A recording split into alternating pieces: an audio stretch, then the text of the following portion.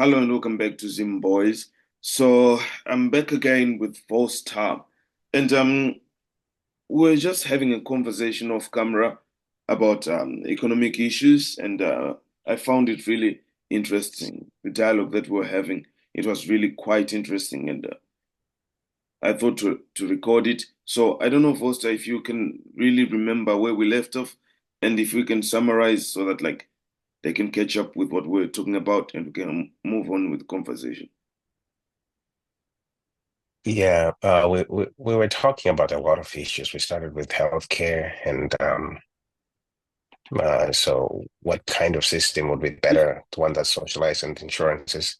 Then we moved on to education, where So if I was to um, summarize, basically, our conversation started in the realm of healthcare, how to provide healthcare to the public, like in a country, let's say Zimbabwe, for example, which is the best way to provide the people with quality, good healthcare that they need?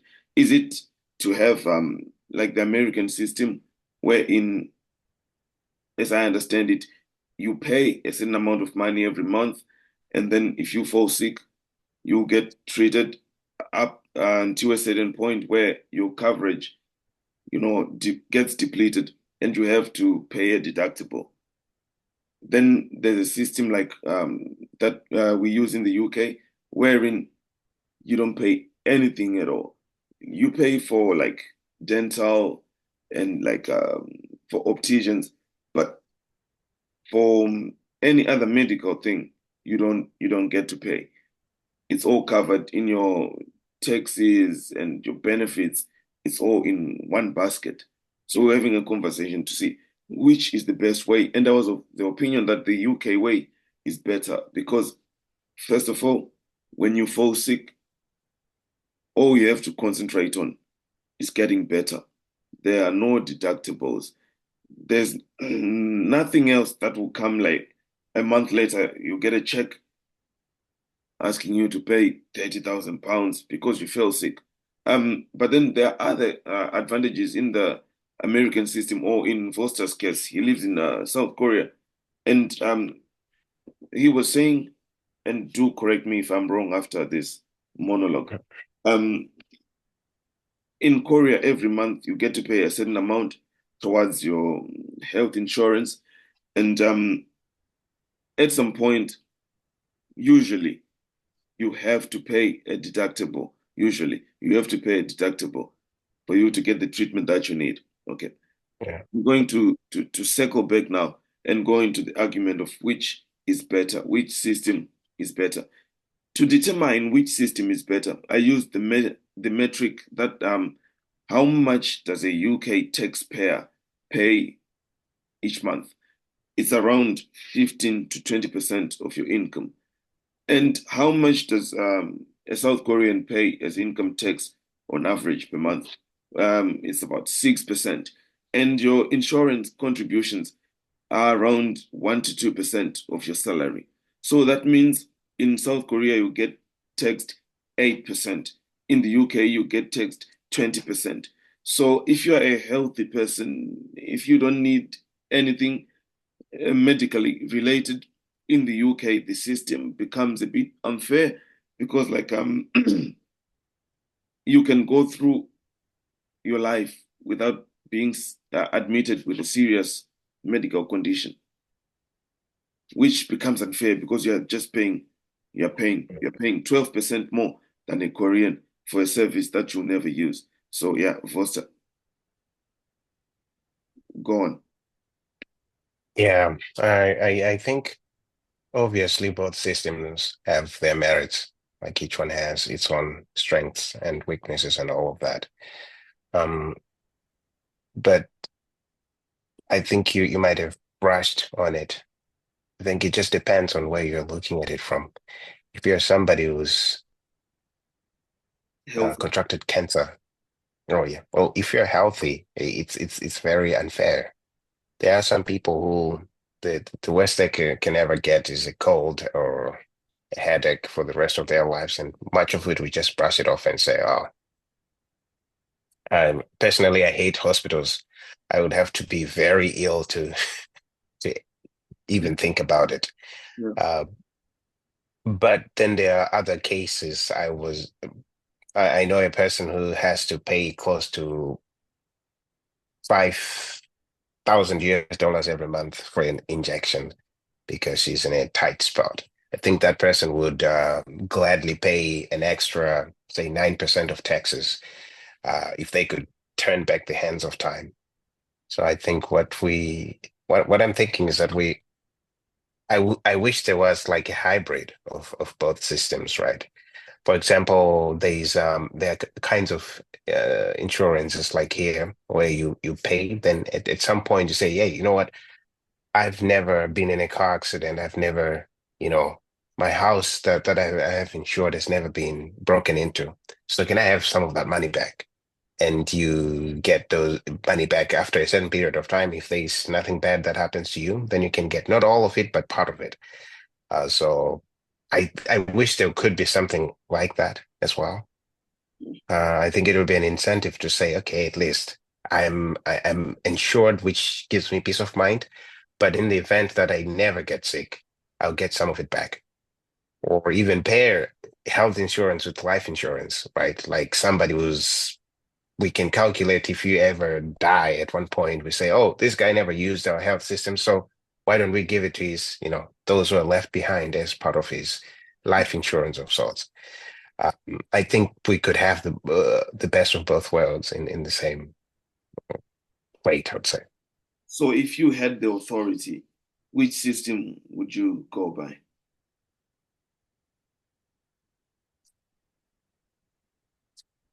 Let's say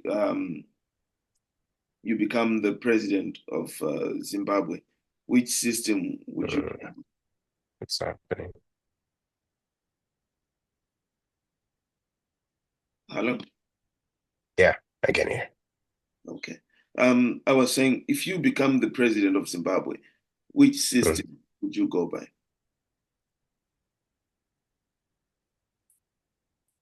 I I think what we've realized in our African setting, I think most people would agree, is that governments cannot be trusted at the moment, and they're not the best managers of resources. So I would pair them, right? There's like in Africa, I don't know if it's the same right now, but what I know is that there's like an AIDS levy that every employed person has to pay. So why not extend that to make it a health levy, right? So maybe 1% of your income or two. Then we also have private, like national insurance that is also, mandatory of sorts. So much of part that insurance pays part, then that levy that you pay all the time, which is not too burdensome, also pays part of your insurance, your health care costs. And like I was saying, some sort of cashback initiatives to help you at some point. Maybe you want to something to do with your health. Maybe uh, joining a gym at some point. I could get my cashback and Exactly. Exactly. yeah, Yeah. and I can use it for those things, or I can use it whatever I want after a period. Like when I'm signing for this, say, okay, you're going to pay for 10 years, but if you never use it, well, you get maybe 30% back or 50% back. Then you continue, or you have the option to completely cut off, then start over, at some point, then get some cashback guarantees. I think that would work. That would incentivize everybody. And also it would take the responsibility away from governments because right now I don't think they're really good managers of resources. And we've seen so many of our pension funds just running dry and other insurance companies also have ran dry after governments have run them aground. So that's what I would do. Story of my life, man. Like I really agree completely with what you said. Like you get to pay to contribute towards your health insurance, and then Mm. after like 5 years you get like 30, 20% of your premiums. mm, That's just a payout to, balance things out, yeah, depending on whether you claimed or you didn't. So after 5 years, you get 30%. If you had serious health issues, you get yeah, 10%, you get 5%. mm, It would be a bit fair. But I think as we move on, to try and become a more equal society, it's very mm, important that everyone gets the healthcare that they need. And yeah, the UK model, I think, should be adopted by many countries. It has mm, own shortfalls and problems. Like you don't have much of a choice when it comes to how you are treated because it's paid for by the government. If you're private, mm, you can say, oh, I want this hospital. I want that bed there. I want this doctor. No, I want to go to a different city or things like that. And the waiting periods here for like elective surgeries are mm, very long. So if you have like if you need a knee replacement, a hip replacement, you might have to suffer for a year or two until mm. you get an appointment. But under a private system, I want a hip replacement Right, to right there. so that's another advantage that is there. Um, Mm, you, you're going to speak on education, and I immediately cut you off because I thought that whatever you were going to say about education is very important. mm, So I yeah, don't know if you still remember, if you can circle back to education. But before we do that, um, to our viewers, I really apologize because this conversation is sort of haphazard. It's mm, because it's a very spontaneous conversation. So I didn't want to lose the momentum. That's why we started and didn't do a proper introduction. Anyways, it's I'm Jacob, and this is Foster for CDO. And we like talking about issues that affect, young people, Africa, Zimbabwe. We just like to think about things and spend our time just pontificating about stuff that may seem esoteric to some, but it's interesting stuff that you may find, to be entertaining or educational. So do hit that like button, do hit that subscribe button, comment so that the algorithm can promote our videos and we can have more of these conversations. So, Foster, talk to me about education, my man. right. Yeah. I don't want to sound as if I understand or know the current education system in the whole continent of Africa. But speaking from what I see in Southern Africa, the kind of education system that we have, I think we can start there to see where it needs improvement. It's like picture me as a colonial master. Then I look at the Negroes around me. Um, I don't see them as human. We've seen Yeah. they are less than human, and they are not very capable of much when I come there. But even among, among the worst of the worst, there could be, one or two that are better than the rest. So what do? I design an education system that comes out that makes it easy for me to select those few that are better than the rest. They're not good in my eyes. So what do? I create an education system that, just shows me who is better among the rest, and I can use them as my gardener. I can use them as a policeman to control the rest. So that's the education that system that we have, for example, in Zimbabwe. Because once you get to say O level, you've taken some exams, you've done some classes, you've done all of that. You go to your A levels, you go to university, and you now have certificates. Um, the best they can do in most cases, the best those certificates can do, except for practical courses, is to show that you can read and write and you can spend hours in a classroom and you can take exams. But when it comes to skills, nothing much. I did a degree at university in Zimbabwe.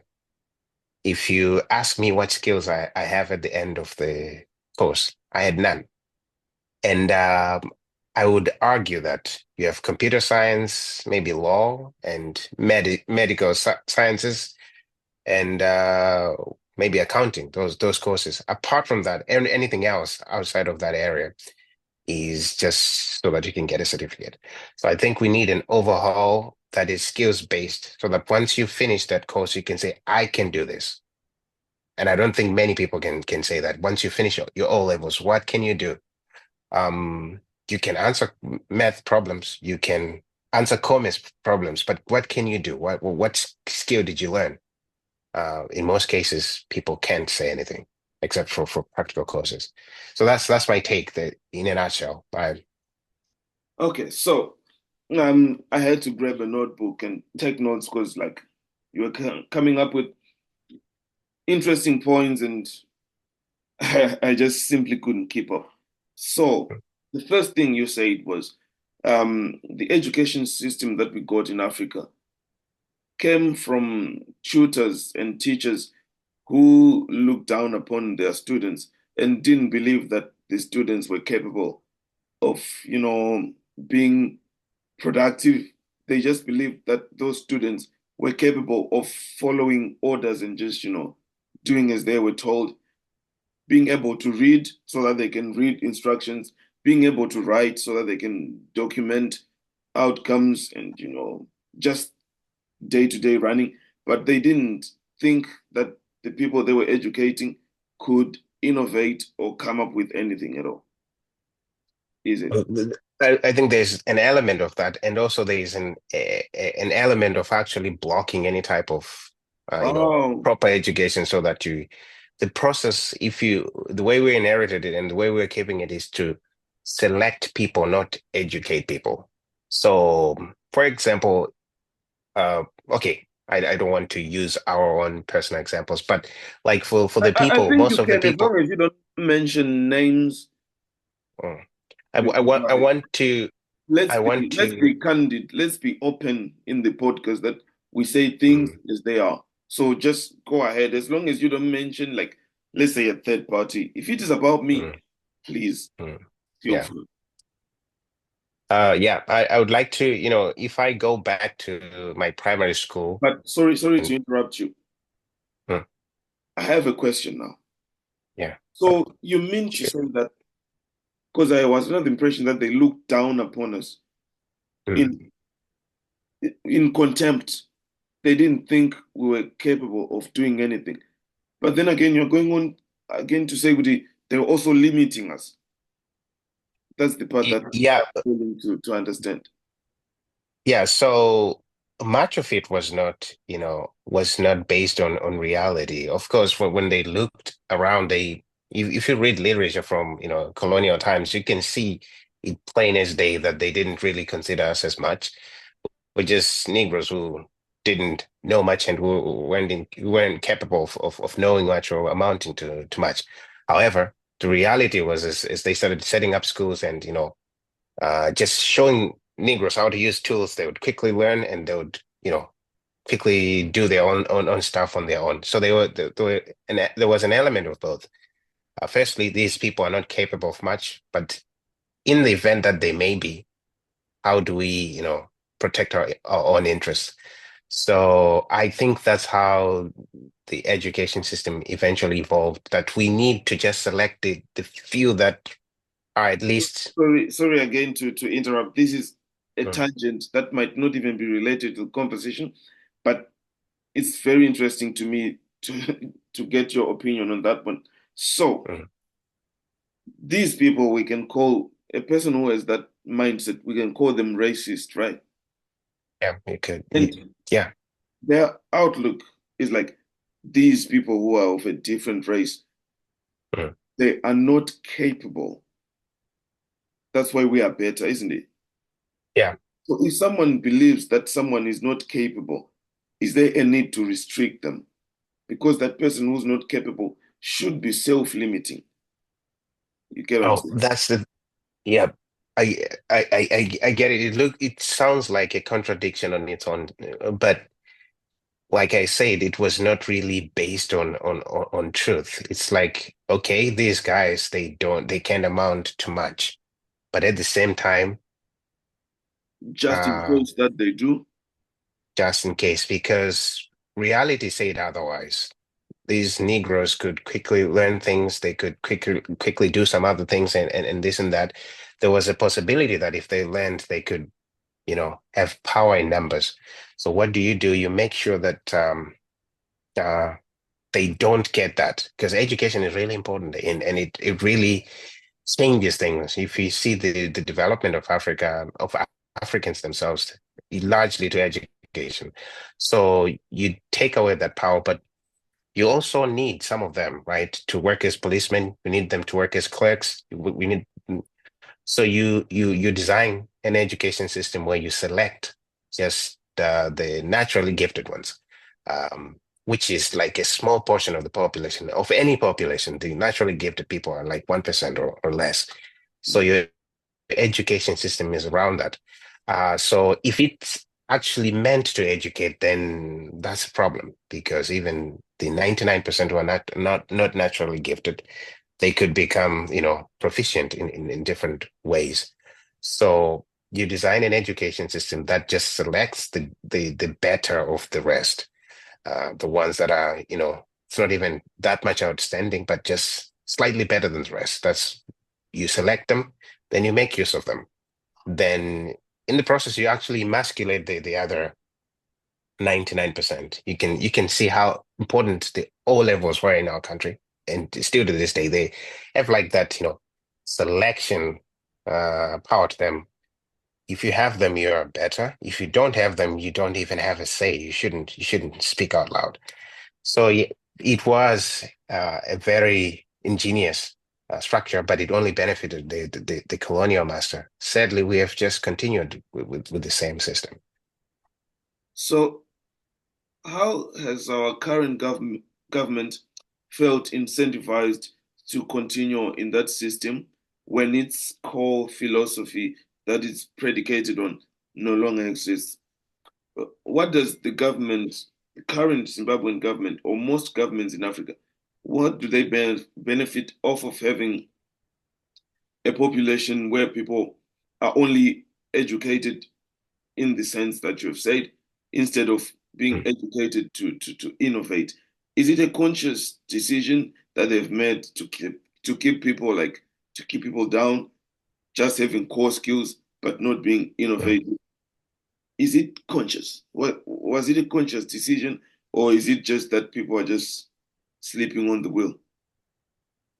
I think there could be many reasons to that. But firstly, I think one thing is that this is an already established system, and it's easy to continue, right? Or they don't even know that this is a bad system. They haven't thought about it, because it sounds like education. People are going to school, and our governments have done their part.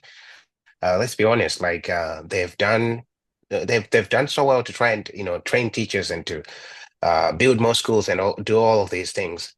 Uh, so they are trying, and they're working with this system, and it feels like they're actually educating people, because at the end we have exams, and people write exams, and they go to higher levels of learning. But the truth is, they're not being truly educated. And that's one thing. But they probably haven't thought about it, and they think it's an okay system, and because it seems to be producing results, certificates, lots of them. But if but on the sinister side is that they know, and because the colonial master was benefiting a lot. He stayed in power, he controlled his interests and all of that. So the system worked for him. I don't think it's inconceivable that the current governments, they see that as well and say, you know what, we can continue with this system and make sure that we control how much people learn. Because if people have the right information and the right knowledge, the right education, they're independent. But in the case that they don't, they are not capable of doing much on their own, they are dependent on the government, and government has all the power to control them or to do whatever it wants without being challenged. I think it could be for a number of reasons, but these probably hit close to home, in my opinion. You know what? Oh, on my end, I think that Mm, it's not a conscious decision that mm, African governments have made to restrict their people's capabilities. I think mm, it's not a conscious decision. And it takes someone who thinks in an abstract way, like what you have done, to really identify a deficit in our education system. Um, you know, it's so sad that, we have governments, we have ministers, we have presidents, we have citizens who don't think like in the same way, like you're doing. You're looking at the thing and you're identifying the cause and you're looking into the future to say, okay, we were trained this way, we need to train this way so that we can go that way. Um, it's a sad state of affairs because the people who run our countries, the politicians, most of them came up from revolution. Like you had mm, Mandela, you had Mugabe.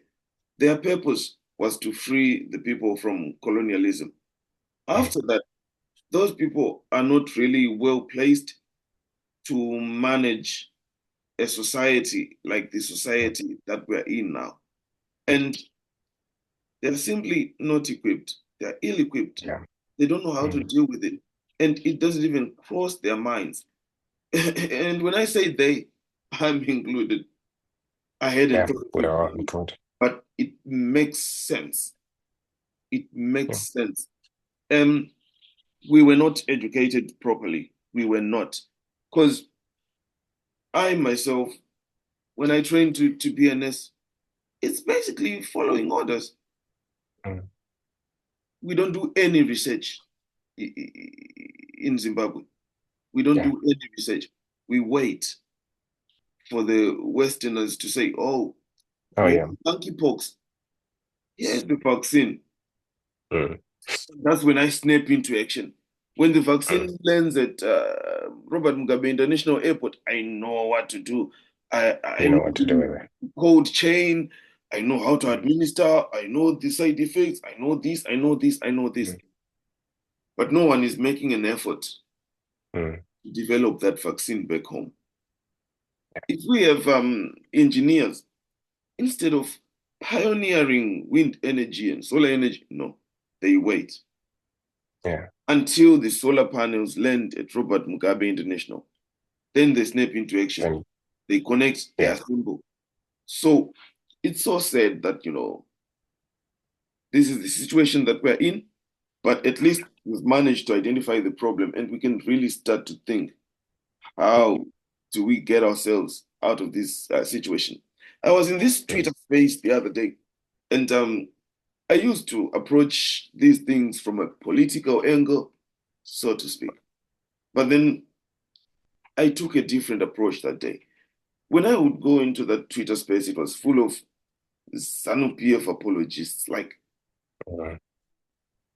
even if ZANU-PF says the sun sets from the rises from the west, they'll argue at you and say that is the truth. Because Mm. they are so stuck in their political position, they're not willing to use common sense and rationale. Um, but I was saying to them, what are the biggest problems that we have in our country? Energy, sanitation, food. It's really embarrassing that in the 21st century we have these kinds of problems because Mm. those problems were solved in the Industrial Revolution. And we're now Yeah. moving to AI and all of those other things, but we haven't managed to solve those simple problems. So I was saying to those people, like, okay, energy, magets, electricity. We have iron ore in Zimbabwe. We have chromiums and different minerals that companies like Zim Alloys and Cisco Steel, they could process those things and come up with Mm. steel, copper cables, everything. Mm. Do we need Western intervention to have electricity in Zimbabwe? It's Rhetorical. it's it's quite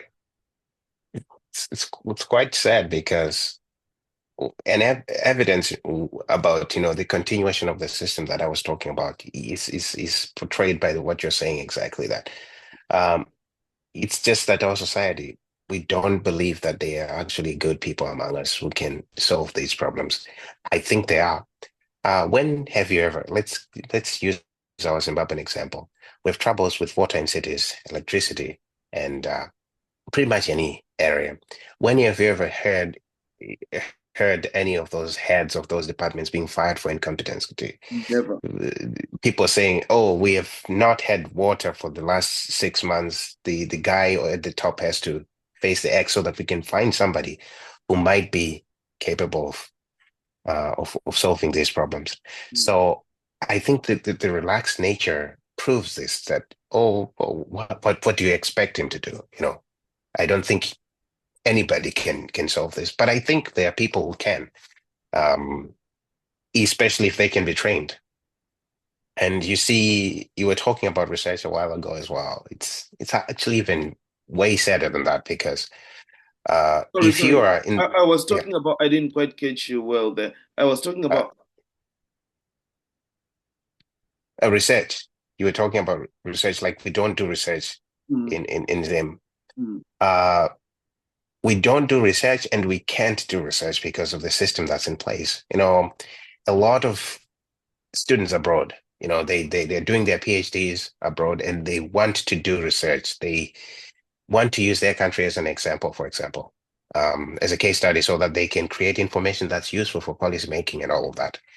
The first thing you do if you approach a government organization to say, can I have the data on this? Can I, um, I'm trying to do this research. Can I get assistance with data or with information on this? It's nothing political or anything.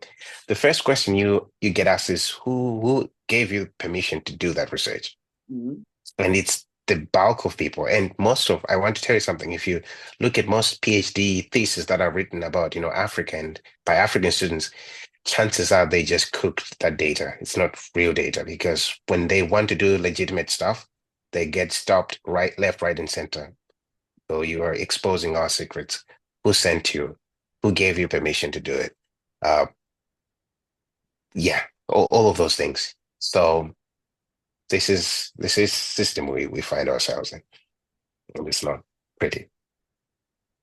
it's a really messed up system, and like we're restricting ourselves from, Yeah, you know, from achieving yeah. things that we, funny enough, we allegedly fought for, you know, Mm, those mm, liberation struggles and wars and things, mm, yeah. uh, yeah. Instead of to solve some of these problems that we have, instead of a certificate-based education system that we have, I think we need to morph into and be aggressive about it, into skills-based education. I say this because what's famous about Japan, right? And the technology and everything that comes later. But if you go to at the root of their society, they have a concept about being a master at something, right? So you find a master of oh, I forgot the Japanese name, like those small trees they make, Bonsai. bonsai. Yeah, you have a master of wagyu who just spend his life, Studying with. perfecting, yeah, beef, and there's a master of mangoes. We have the best climate in the world when it comes to growing fruits and vegetables, but the most expensive mango comes from Japan, because there's somebody who's spent years focused on that. So that person doesn't really care if somebody else does research in mining, or is a master in bonsai. They don't care, because they have their own skills Their where own. their name get recognized. There's a guy who's famous in Japan for making paintings out of Excel, in Excel. There's Marie Kondo in Japan. She's a millionaire from cleaning and organizing stuff in her house.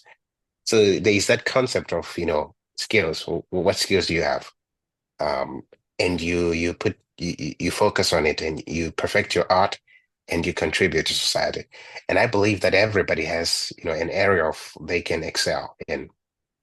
And if we can excel in terms of skills, each one, finding something that you can do by the end of when you get to 20, you have a real skill that you can use, then do whatever you want with it. But we have this system here that if you start succeeding as, the CEO of an electricity company, then my honor gets threatened, my worth gets threatened, because I don't really know much. So I have to make sure you don't succeed so that we are just the same.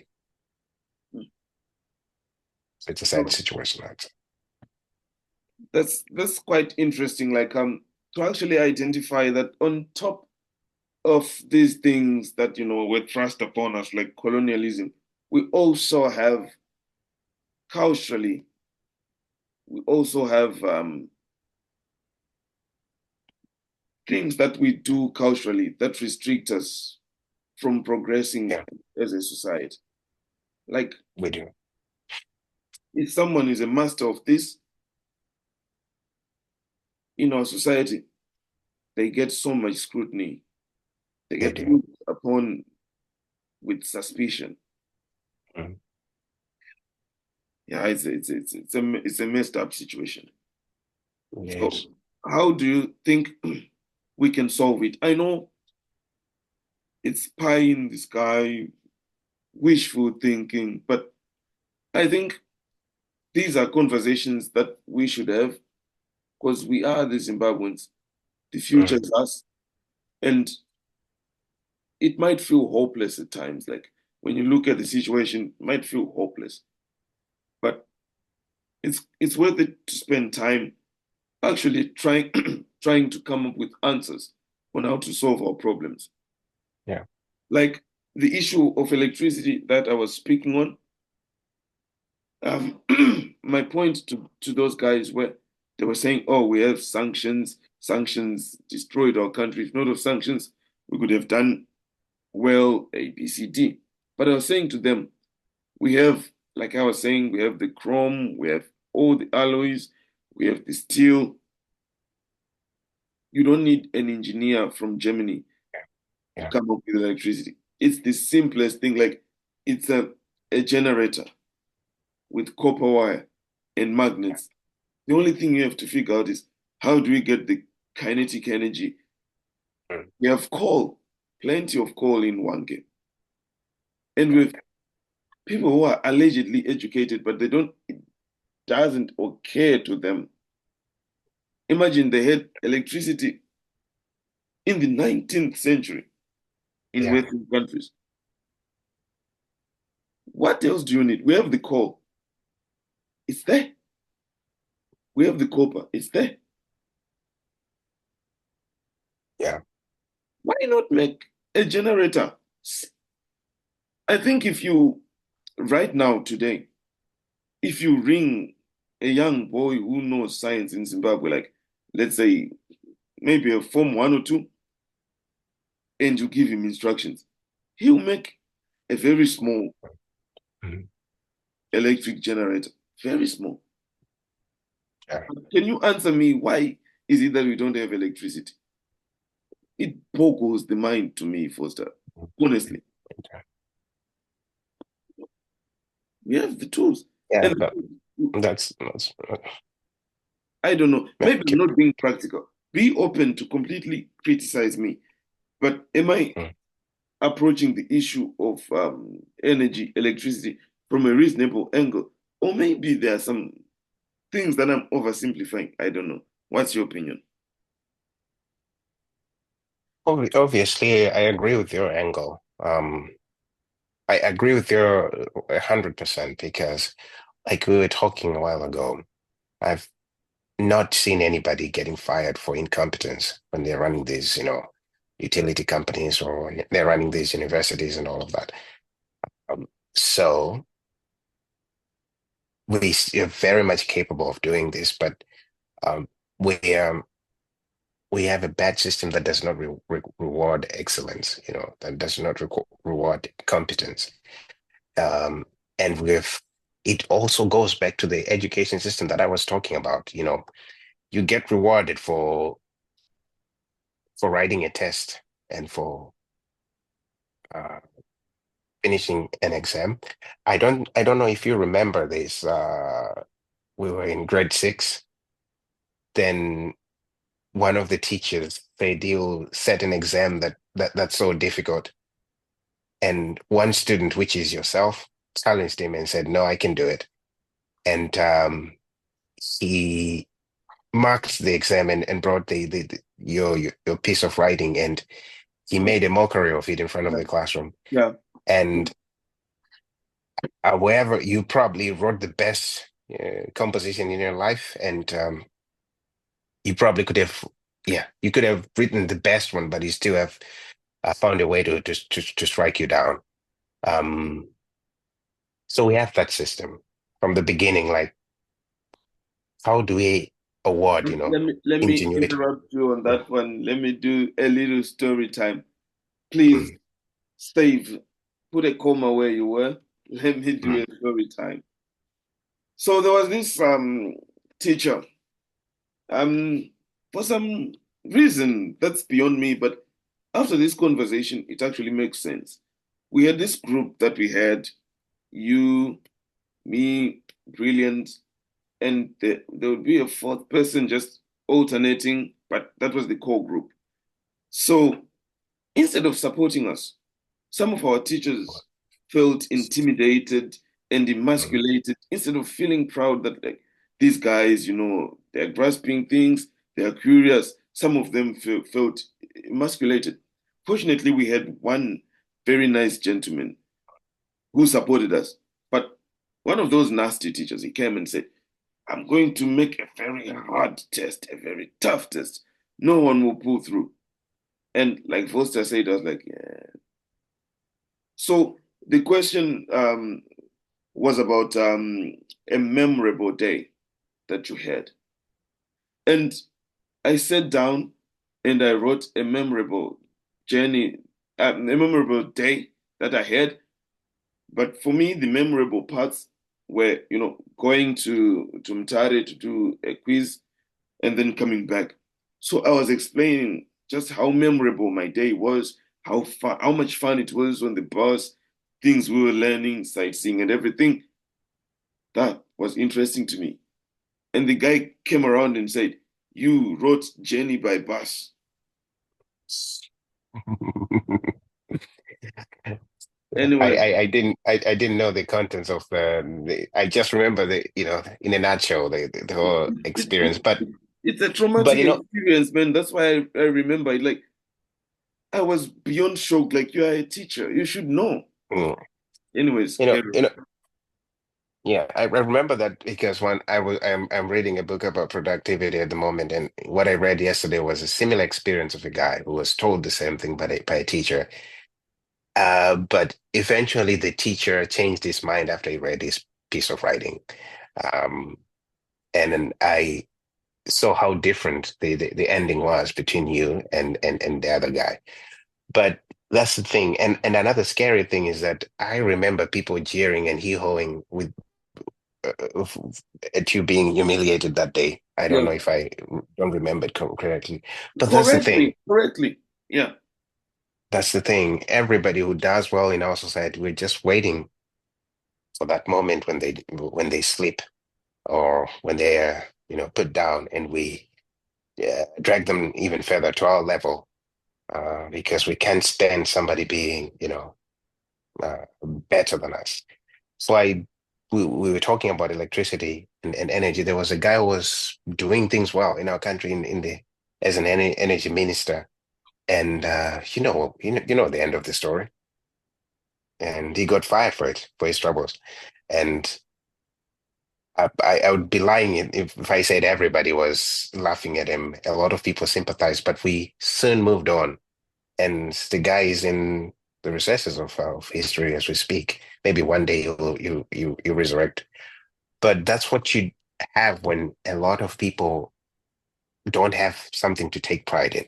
I imagine if our classroom was filled with people who are good at mathematics on their own, they're good at, some other subject, they wouldn't be intimidated by you by writing a good piece of writing. They would sympathize with you. Even if you had written off topic, they'd say, oh, the guy needs help. He doesn't need to be laughed at. And the bulk of them knew that you probably might have written well, but they just liked to see you, being downtrodden and all of that. So an education system that teaches, that uplifts everybody, and that equips everybody with some sort of skill, some sort of, ability to be prouder, to be proud of, to take pride in. So that when I see somebody who is a good, doctor, I say, oh, good for him. Let me now go and, balance my books or, do my trades or build houses for the poor or do whatever I want or resuscitate the energy sector or anything of that sort. Um, I don't think we would be pulling each other down if we all had something to take pride in and we were actually good at something. Man, this topic it gets me quite emotional because we were told and fed this lie that Zimbabweans are the most well-educated bunch of people in Africa. Totally. We completely ate that stuff up and we believed it based on what? Well, they because that's the perception of education they have. If they say, if you the percentage of people who went through like a formalized education system, we might have a high level of that, but that doesn't make us educated. So there's one American educator, I forgot his name. He has this quote that goes like, the goal of education is not knowledge, it's action, right? Once you get What? education, what can you do? It's I said the goal of it's action, yes. Once they say they've educated you, once you have been educated, what can you do? I think if we take that approach, we start with that problem. What do we want our people to do? Then we move backwards, right? But right now, tell me from the exams that you took for your O level and A level, what specific what can I say uh, problem do you think was in the minds of the people who created that those syllabuses or those exams or anything like now that I've done my A level, I've spent close to 10, 12, 15 years in school. What can I do? What could you do after your A levels? hon Chances are, apart from doing well in exams, nothing else. honestly, it's all about literacy. That's the first thing. And Yeah. then the second thing that they test you on is memory recall. Who do you think benefits the most from that? The colonial master. They want you to read and write. They want you to remember facts like cases of sugar. Can you count things as they come in? So Bring five it is cases really of sugar. unfortunate. Yeah, Um, how many cases of sugar are left? Good. yeah, Sit down. yeah, Bring me 2 cans of beer. How many mm, are left? yeah, Yesterday, how many cans did I ask for? The memory mm, recall and documentation comes in. yeah. Oh, three. Mm, mhm. And you never own anything of your own. You're just counting somebody else's stuff. But yeah, that's the sad reality. I did a degree for 4 years at UZ. Um, the first year, Econ 101, Econ 102, Econ 103. Introduction, principles of economics, microeconomics, principles of microeconomics, then macroeconomics, and maybe mathematics for economists and statistics and all of that. Then second year is just Econ 201. Guess what 201 is? Microeconomics. Then 203, macroeconomics. Then math for economists. Year three, 301, 303. The same courses over and over and over and over. What's so important that you could have just put everything in the first year. I'm already 19, 20. I should be capable of learning these things.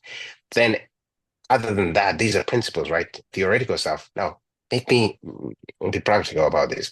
So if you go to high end to top universities, what they do is that somebody who's doing a degree in economics, they have so many other practical courses they take. For example, computer programming, right?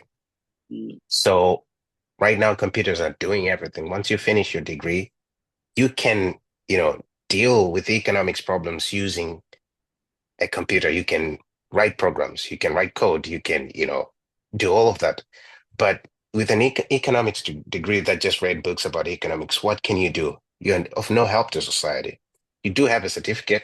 Maybe that separates you from the rest, but you can't do much than the rest. I don't think after getting my degree, I could. I was objectively more competent than everybody else in the community when it comes to things about the economy. I don't think so. I had the knowledge, but I had zero skills. And I think that's the plague that's what plagues our education system. Um, it, it's not it doesn't think about doing, and that's a problem. Yeah, I mean, you really came with a very interesting point of discussion today, and it's quite nice, talking to as an economist and me as more of a povo, really, someone who knows nothing about the economy, but I like looking at things like from an angle of from a historical context and more of a social context. And these educational issues that you've rightly identified, I think they can all be tied down to who's leading the ship. What are their goals and purposes? At first, their goal was to remove the colonial masters. I don't think after that they had any other goals. And we might judge them to say that, they are not doing well in education or that or that or that or that. But I think they simply they are not equipped to deal with this. Yeah, they're victims as well. It's hard to give them that title because we animosity would be the best, emotion to go to, but they're also victims. They are not equipped with, one vice president came out live and direct and said, well, the problem with the colonial masters, he didn't tell us how to run things when they left. So we're in trouble because of that. So this is a whole vice president of a country who has the audacity to say that out in public. But I think they are victims as well, and they will never be able to, garbage in, garbage out. I don't think they are capable of producing any good, They are educational victims. system. They are victims who became greedy. They lost their way. Why do I say they lost their way? Because Did they have the way at the beginning? yes, yes. All right. All So right. Okay, keep going as if this didn't happen. I think we can make it a topic for another day of mm, whether they had the way or not. Just uh, just keep let moving. me let me let me put it on the to-do list. But you go ahead Mhm. as I put it on the to-do list. Yeah. So I would argue that right now I don't expect them to come up with a good education system because it takes a lot of altruism to be able to do that, and you have to give up something when you're doing this. And one of the things you have to give up is to give out Oh, is your oh, effort and your power. So you have to give in a lot of effort, which is a lot of work. Then you also have to give up your power. You have to cede it to the others to say, okay, I'm going to share authority. I'm going to share knowledge. I'm going to share ability because right now the people can move the country and control things are the government. But with education, anybody can be able to move the environment around them to control it. And you have to be ready to give up that to, you know, so start a this is the counter argument that someone who is on the ground in Zimbabwe will counter you with. They'll say, Mm. we have the new curriculum that is based on STEM. So All they right. insist that they are in the right direction. Do you think that focusing on STEM is what will get us out of this quagmire? Do you Mm. think that they can do it, you know, in all honesty, do you think that they can do it? They can really focus on STEM, or it's just one of those things that they just come up with and then nothing happens? Because we've had many things that are planned, but the implementation phase is It's always bad. always fail. All right. Uh, I haven't looked at their new curriculum and how it goes, but from what I suspect from the snippets that I've seen is that it's just the new version of the old one. Exactly. Uh, so it's not just STEM based, but it's still that same thing that okay, among you who is naturally gifted enough to, pass this STEM exam, and okay, now that among you who have pass this, you can go to university now and keep passing exams when it comes to STEM. I was looking at the people who've just graduated from UZ. Um, there's a mechanics degree, a mechanical engineering degree. There's mechatronics degree. Uh, why? I know there are, some minor differences around that, but why all of these, minor distinctions when these people could be learning much more practical skills?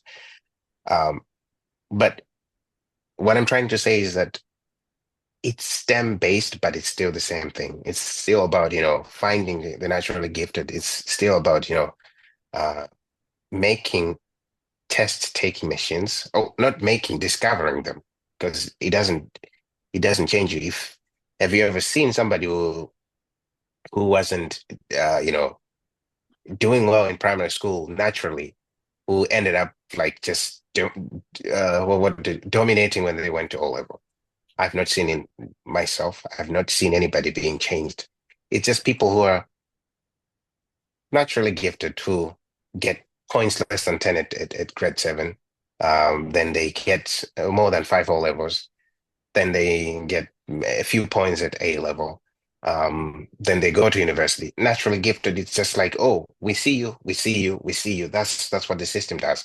And I think it just changed its colors. It's just we see you, but now in STEM, which is going to alienate more people because STEM fields are difficult, right? So we were looking at the 20% up until now, the O level pass rate, 20 to 30%. Now that it's STEM, which is harder, same system, but now we're getting only 15% or less, maybe 10. So I have no faith in them. I also have no faith in the new curriculum for the same reason that you've identified. Like, instead of having the new curriculum address the issues that we're talking about today, it's focused on adding more unnecessary subjects Yeah, and yeah. courses and areas of study that Mm, specialize in things that we honestly don't need. Like my young sister, when she went to A level, I was completely confused. She was telling me about heritage studies, this and this, mm, and that and that. mm, So they had this conversation that we are having. By they, I mean like the education ministers, and mm, they had this conversation, and the best they could come up with was more of the old, please. mm. Yeah, it's Yeah. and It, now that like we've had this conversation, and I now know, and it's something that I knew, but I now realize that, oh, they had the conversation. That conversation mm, is not due again for the next 30 to 40 years. yeah, Because I can imagine if yeah. someone, let's change the syllabus, they'll be like, Mm, dude, we did that last year. No, that idea yeah. will not be entertained at Mm, all. But I fail yeah. to understand what would motivate someone to say, we have history, let's further subdivide it. Let's add Mm. more subjects. Really, what was the That's end? the point. It's it's And astonishing. and and sorry to the both of us, but history at A level is as pointless as it gets, and if you ask me. It's the same Uh, as what you're doing in O level. yeah. What's the purpose? Mm. So up until all level, I do see some use for it, but Of let's course, get rid of but the all level sorry, exam sorry to cut you off. first. Up to O Mm, level, they teach you how to analyze, how to critically think, and everything. Fine. All you do mm. in A level is learning more Yeah. stories. Okay, okay, that's what you're saying. Yeah, Yeah. No and new it's techniques, pointless no. when you're now in when you're not in A level, you're beginning your life as a productive member of society. At least in principle, that's what it should be.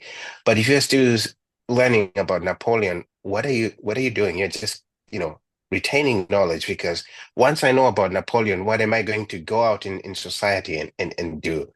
But that's with almost everything else. History, what I did at A level history, divinity, geography could be useful to some extent, but that too, because once I do that course, I can't go out and do something useful with that. Like, let's face it, the majority of people who do A level, they won't go to university, right? Or they don't go to university. So why are we taking 2 years of their lives teaching them something that once they go back into society, they cannot make use of? So the bulk, history, geography, management of business, because if you go to university, you're going to do business studies anyway. Anyway, what else? Things like, did I mention divinity? Mhm. Accounts, because I've never seen, maybe if you accounting can be different if you're going to be employed by local businesses and all of that. That's where a lot of effort should go in. Like once you go, you can be an accountant for a local business. You can help your business in your community and all of that. So accounts, I can understand. Mathematics, yeah, maybe in a different way, but yes. Uh, Maths, physics, mathematics, really important. Chemistry, biology, I have my suspicions. Then, so in other words, I think if I were to revamp this education system, I would first get rid of all level exams. That's what I would do. Oh, But I would all level exams. probably all level exams, and I'll remove many courses like commerce. It's pointless. It's useless. Uh, what else would I get rid of? Uh, Economics. In in O level to high school, I would get rid of that. It's pointless and useless. But I'd focus on things like, mathematics. You can't you keep using it all until the end of days. Languages, I'd keep those, and maybe history and yeah, a few others. Then A levels, I would probably limit them to just five courses, five areas: maths, a language, maybe a local language or English or whatever, or languages bunched up together, integrated science at A level. Then what else?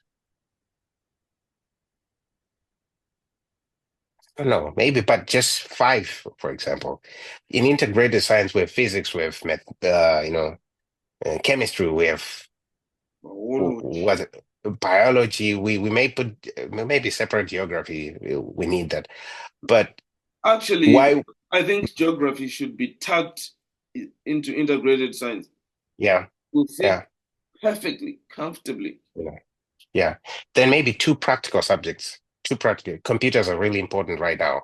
Compulsory computers and, learn basic programming before you go somewhere. You can use it for something. You can use it anywhere. Computer programming can be used anywhere. So A level computer programming. Then another practical, So maybe an come optional. to think Building. of it. Sorry to interrupt. Come to think of it, when we were mm, doing computer lessons, instead of teaching us programming, they were teaching us mm, how to open files. How to create a file. How to create a file and a folder. It's, I didn't even remember them when I started, co- more extensively using a computer. But yeah, five subjects at A level, then they should be focused on, skills and something that is important as a foundation. Because if you do physics at A level, they will never go at university and say, oh, since you did it at A level, we're going to skip these topics. They don't do that. You're going to be taught everything anew. So it's a waste of time. No. Um, but if you're really good, your mathematical background is strong, I think you can excel. I might be too presumptuous about this, but I don't see the point of all these A level subjects and all these resources put in, creating all these textbooks. If we could do, five really important core subjects that if you go to university, they will help you. If you don't go to university, they will help you, uh, one way or the other. Then we can, integrate all the resources that we have, and everybody should go to A level. That would be my plan as well. Go to A level, get real life skills, then do whatever you want after that. But O level exam, what's the point of that? What can you do with that except being employed? Um, being where you have to be taught anew. So I don't know, but that's an archaic um, waste that we need to get rid of. And I agree with most of what you've said, man, because like there are a lot of unnecessary things that we're doing, wasting resources and time Mm, on things that we don't really have a rationale for. yeah, Like, if you were to ask them, they don't know. It's just the way it is, just going to school for the sake of it and yeah, wasting time. Like, mm, my own approach to it would be for each and every subject that we have in mm, school, we should identify a practical purpose, like you've said, for it, yeah, yeah, and mm, also identify what level of practicality we will be yeah, looking at what stage. So in primary school, um, the first half of primary school should concentrate on literacy mm, and mm, just assessing and promoting memory recall and things like that. mm, That would be fine. Mathematics, being able to interact with things like that. And then when we get to O level, mm, so we should be able to identify, like, if you're a mathematician, can you do basic arithmetic? Can you mm, do the basic that is expected to get you started in a degree program or an occupation that mm, requires proficiency okay, in mm, mathematics? Um, if you are doing geography, I was thinking like you should be able to, at O level, read maps, identify yeah, material, know how they do it, how they study these things, how they mm, measure things. That's enough.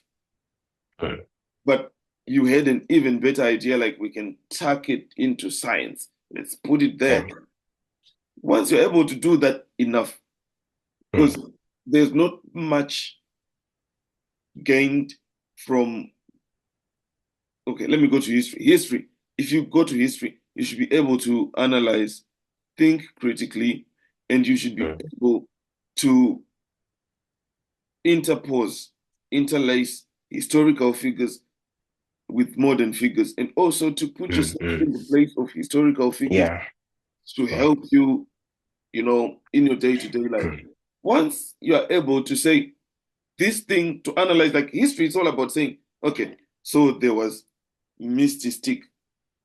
Misty Stick is an individual. He is complex. Good, mm, bad, middle. That's it. There's no need to learn Misty Stick and Miss Stone and Miss this and that. It's all mm, lovely.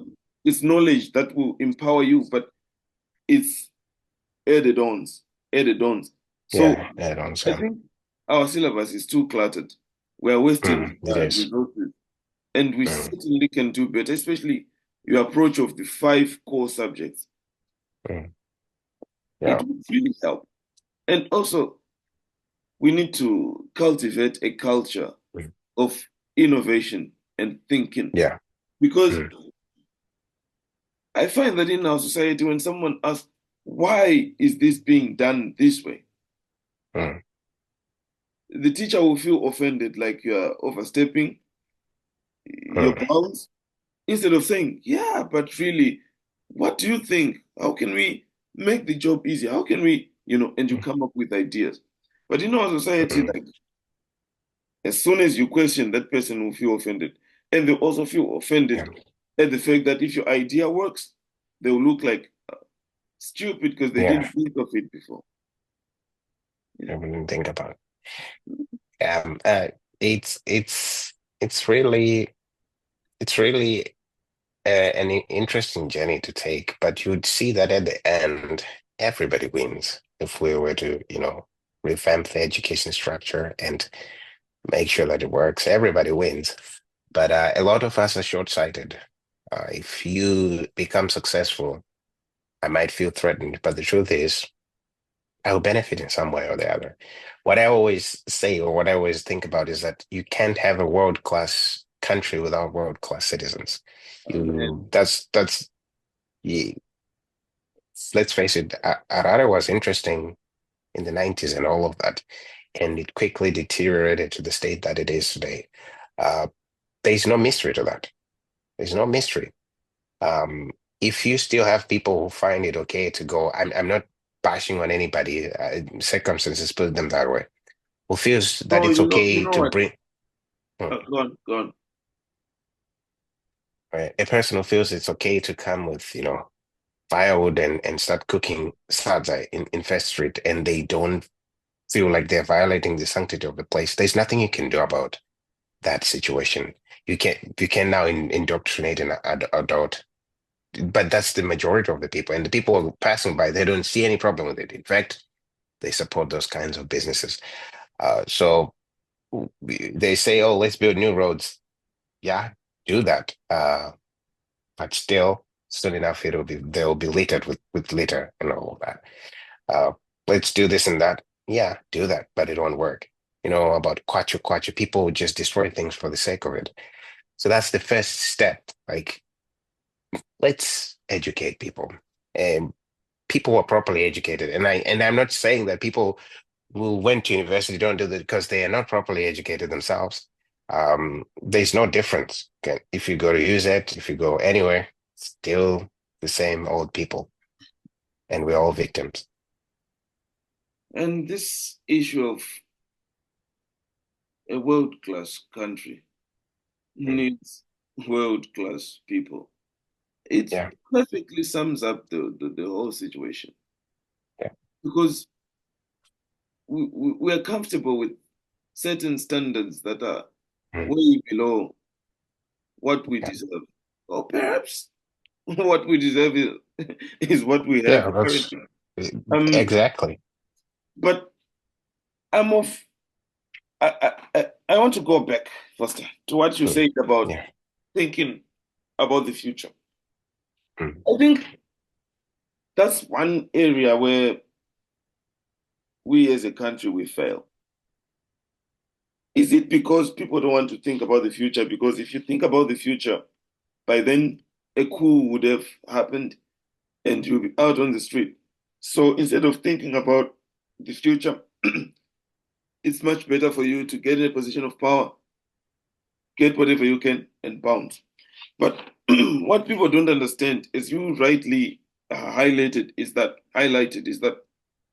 if you have a good foundation, you won't need to do certain things. mm, They fail to see that if you have a strong, powerful country with safety nets for those who might fail to, personally achieve things, you yeah, won't need to steal as much because mm, if yeah, you have a good healthcare system, your family will be looked after. yeah. You are old and senile. Mm, If you build a strong, functional, world-class, absolutely. you just be put in a home. Mm, Things like that. I don't know if that doesn't occur to them, like it instead of does not. worrying like I should like a squirrel hoard wealth so that if I go, my children can have an education. If you have a Mm, strong country, they will just be educated and they'll yeah. be safe. So yeah, that lack of foresight is really appalling. But I think it I, stems from I, the I, fact that our governments are not stable and comfortable, so they cannot think about the next person. Go on. yeah, I was going to point also on about admitting reality and uh what's that statement from Dambuzo Marisha? Something about checking despair and getting it into proportion or something. I don't remember the whole code, but it's like In despair and getting what's into proportion. I would have Let me I don't Google remember that. it was Let me yeah, Google it. check despair, get into proportion. Must be Dambuzo Marisha. Check What was despair. he trying? Oh, he. Is it a he? It's a he, Yeah, right? here. Mm. checking it despair in and getting into. check despair. It starts from before it get it into proportion or get it to proportion or something. Uh, What was he trying to say? it's like I wish I remember the whole quote. That's how yeah I can find it. It's in Mind Blast, I think his book. But it's like when you're faced with your situation, your current situation, you face the reality as it is, then you try to solve it. That's getting it into proportion, right? Despair is never a good thing, but you look at it and you solve it. You don't embellish it with other, some you don't clothe it under things that are more palatable. So, for example, you were talking about, sanctions being the cause of our problems. It's a very good excuse because it means we don't have to face our own incompetence, right? And I've used it myself, speaking to, Westerners to justify our incompetence. But we'll never help ourselves as long as we believe that sanctions are the root of our evils. We just chill because what else can we do? But if we were to say, okay, it But might have to do with competence, we'll say, okay, let's change people. Let's try this person. Let's try that person. Let's demand things. If you fail, there are going to be consequences, and we'll try other means.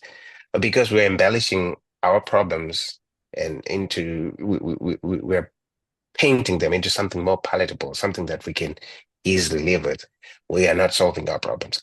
One of the reasons I'm talking about is you brought up squirrels a while ago, like how they keep their nuts.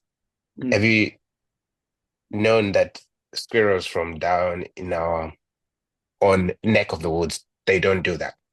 mm. Oh, yep. It's uh it's Now that northern you said hemisphere. it, now that you Mm, said it, yeah, mm. yeah, Why? abundance. Yeah, abundance. So there's winter in the northern hemisphere. If you don't put away nuts, you are going to starve. But it doesn't end with squirrels.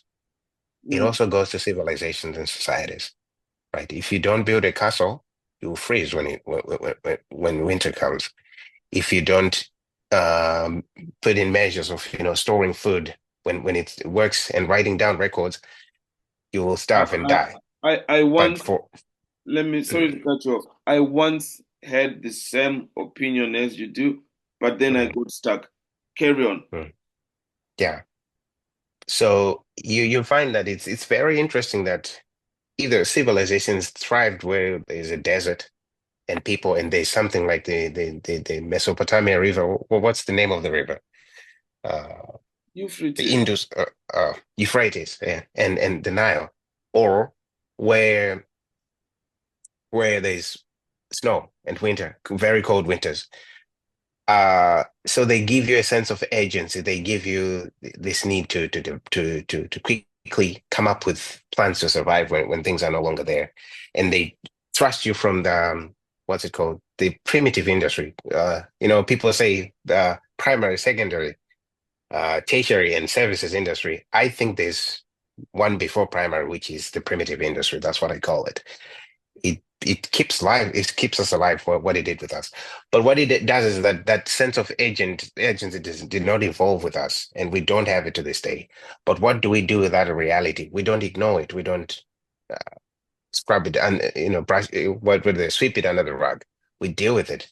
Okay, we don't, as a community, as individuals, we don't think 5 years ahead, 10 years ahead. It's just not who we are. How do we deal with 10 years ahead when we can't naturally deal with it? That's the beauty of being a human being. You can make artificial stuff. How do we make them? We find a way, right? Like to deal with, how do we instill the idea that there's 5 years in the future in our people? Most of my relatives, they don't even have money for rent next month, the Yep, bulk of them. yep. And you can't be telling. one day before one day before rent or the day of rent, they say, "Oh, my landlord said I should take myself out. Can you help me?" I said, okay, you had last week to talk about this. You had you you you, you Hold up, hold up. ah, mm, mm, So you have You've mentioned two things, Foster. The first one, where I thought you were getting at, was explaining how, as Africa, how we got in the situation that we're in. Mm. Let me spit this gum out. I don't know why I even. Um, our environment was lacking nothing. Yeah. We had good weather, good climate, we had abundant food. So that's why I was saying I was also, of that opinion that the reason why we did not develop many technologies was because we didn't need them. And the reason why the Westerners developed so many technologies is because they needed those technologies just to survive, to not die. Like you mentioned, the castles and everything. That's very true. Yeah, but I like the reason I brought up primitive industry is that if you have a thriving primitive industry, you're not threatened. Your society doesn't go extinct, right? By primitive industries, you go out into the water, you catch fish using your hands, and you bring it home. You go and get some berries, you bring them home. You go and get some mushrooms, you bring them home, and you survive. It's nothing fancy, but it keeps you alive. Whereas in other communities, if you're in the Nile Valley and you try to survive off of that, your whole clan is going to die Mhm. because, well, what if the Nile is low? Then where are you getting the fish? Where are you getting the grains? You don't go find them in the wild. The same when it comes to, winter or other places. If you look at that whole area with Italy and Greece, they Mhm. have rocky soils that are very bad for, growth of plants and agriculture. They their weather is okay, but it's not good for, agriculture and things like this. They don't have forests for hunting game. They they pretty much don't have, basic natural resources. So you have to be active and to think about ways, you can thrive. And it worked for them. Uh, Whereas for us, with primitive industry, we could thrive. There was nothing threatening us, right? We could survive. Why would you invent, uh, you know, why would you tame the giraffe, for example? Because they say that the horse in the northern hemisphere did a lot of help. If we were so threatened, we could have tried to tame rhinos. And imagine us with our armies riding rhinos and going around. But we didn't need to do that because why bother? It's a hard thing to tame a wild animal. Why do it when you don't have to? So here we are. But coming back into the future and not getting stuck in the past. It's like when you say these things, right? When you say that there are some, practical skills or uh, natural tendencies we lack, you get attacked. Um, you you get seen as somebody who believes Um, themselves inferior and all of that. hold up, hold up, hold up. Mm. Please repeat your last statement from the top. All right, I said when you point out Yes. about these things that I'm saying, we need to confront them and find ways to deal with them. No, no, no. You get attacked. That's not how you put it Mm. at first. That's not how you put it at first. I was saying not You this wanted lack of. physical somewhere in there. I said That's physical. Mhm. I think I said some tendencies, the natural some Oh, you said natural eh, tendencies. Okay. yeah. For Let's example, this let's let's sense let's of. let's scrub that and just deliver your uh, point so that I mm, can understand yeah. it. When you point this out, people think that No, no, no, no, no, no. you're. No, take Mm. it from the top. I want to hear how you phrase it. All right. So when you point out these, what was I saying? Say these things about us, these problems we need to we can say problems, these realities we have to confront. For example, our, say, oh, us as Black people, we don't really, we don't feel this agency of, the future and all of this. Um, you get seen as if you're considering yourself inferior and you're admiring somebody else's culture. So you get attacked time and again. But the effect is that we just push them aside. We say, "Oh, we are just as good as everybody else," which could be true in some way, but we are not the same with anybody else, right? We have places we excel and places that needs improvement. But the current mindset is that the places that we need improvement, we don't even talk about them because once you talk about them, you're you're kicking your race while it's down. That sort of ideology. Foster, in that statement, you've managed to do something amazing. You've Which managed is to say something that I completely agree with and something that I totally disagree with at the same time.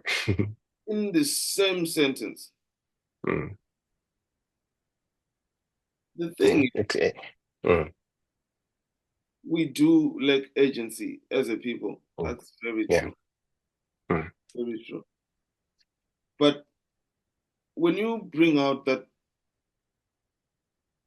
or when you try to have that conversation, it, mm, it should come from a place of saying, this is where we're at, and this mm, is why we are there. We mm, can do better. yeah. However, the way you have phrased Mm, it mm, sort of implies that it's an innate quality that we have in us, that lack of urgency. yeah. And I, do you believe I, that?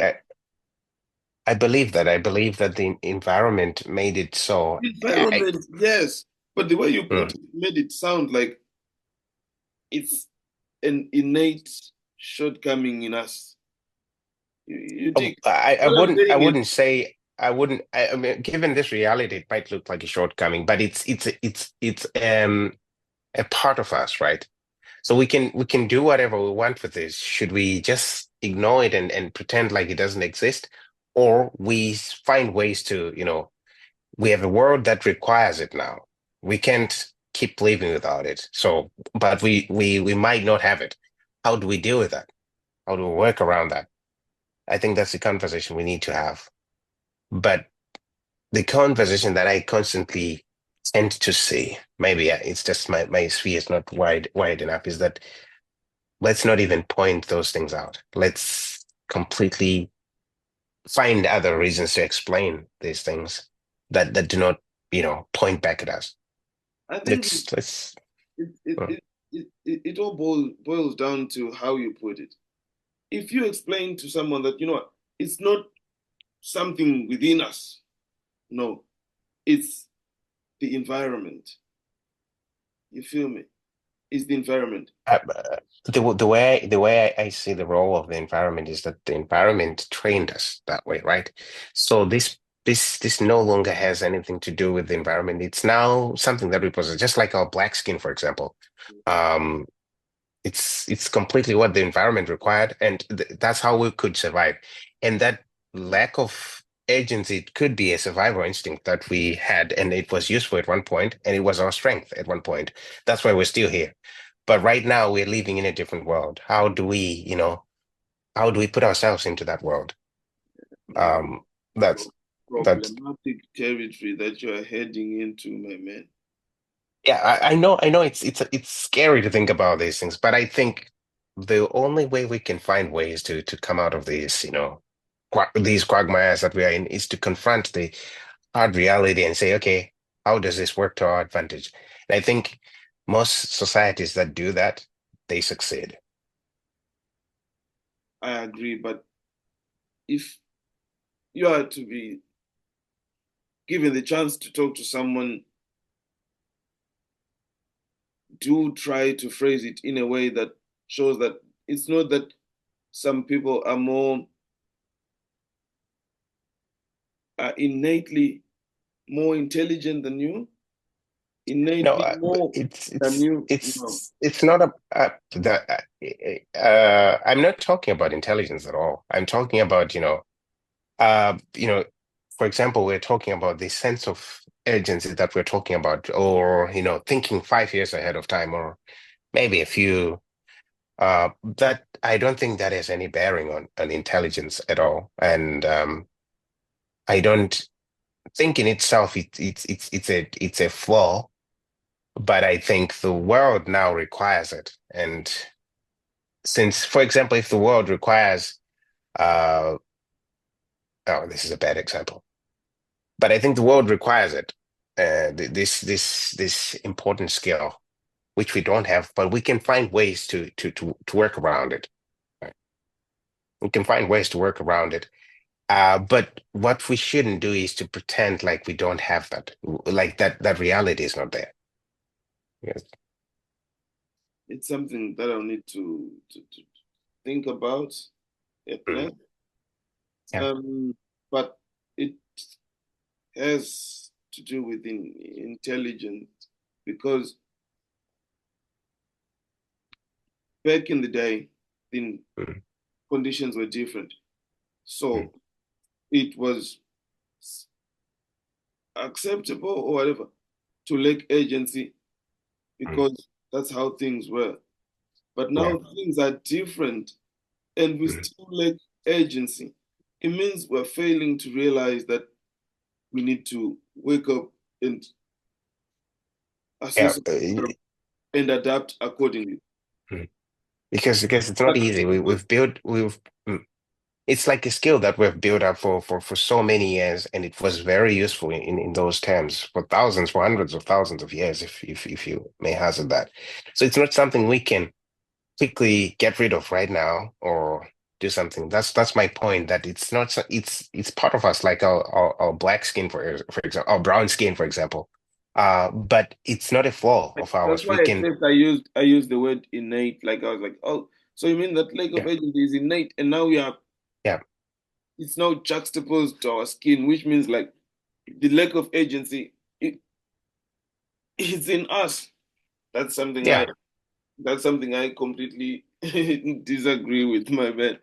And I totally understand your disagreement, but uh, in my belief is that it's a it could be an instinct or a lack thereof that we developed over the years because we probably didn't need it. And from my observation of the world, I don't think we needed it. And we can't just wake up and say, okay, it's now there. We would need a lot of years, in a very demanding world for that to eventually be built, in everybody. Granted, there are people among us who That have this skill, that but what? that I Mm. agree with. So it's not something that you can put at the same level as our black skin because I put it there because our black skin as well, it's a survival mechanism that we have built over the years. So yeah. I think at first we lacked agency and Mm. I'm completely fine with that because Mm. we didn't need it. But Mm. the problem that happened to our society is that we were sort of time travelers. Do you know that? Yeah, yeah, I totally agree.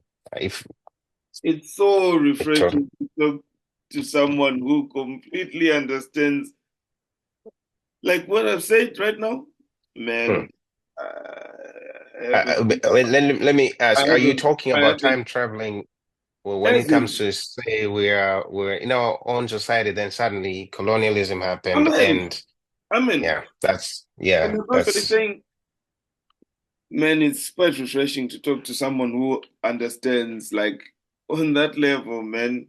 mm, Kudos to you. Because we managed to do the Stone Age and the mm, Iron Age, and then we plateaued. mm. Suddenly, people who were way more advanced came, Yeah, and our yeah. society is having a hard time We're confused. That's what I always say. Like we should get credit for not running crazy, all of us. You know, like just being mind blown by this. But for all intents and purposes, we're doing well. Like I always tell people that we need to criticize ourselves, but we also need to pat ourselves on the back. Like, let me give you an example. I might have said this before because I say it all the time.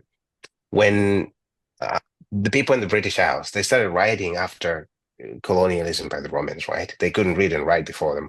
When I talk to British people, they say, "Oh, we had runes." Yes, we had stone paintings. That's not writing. But rock paintings, I mean.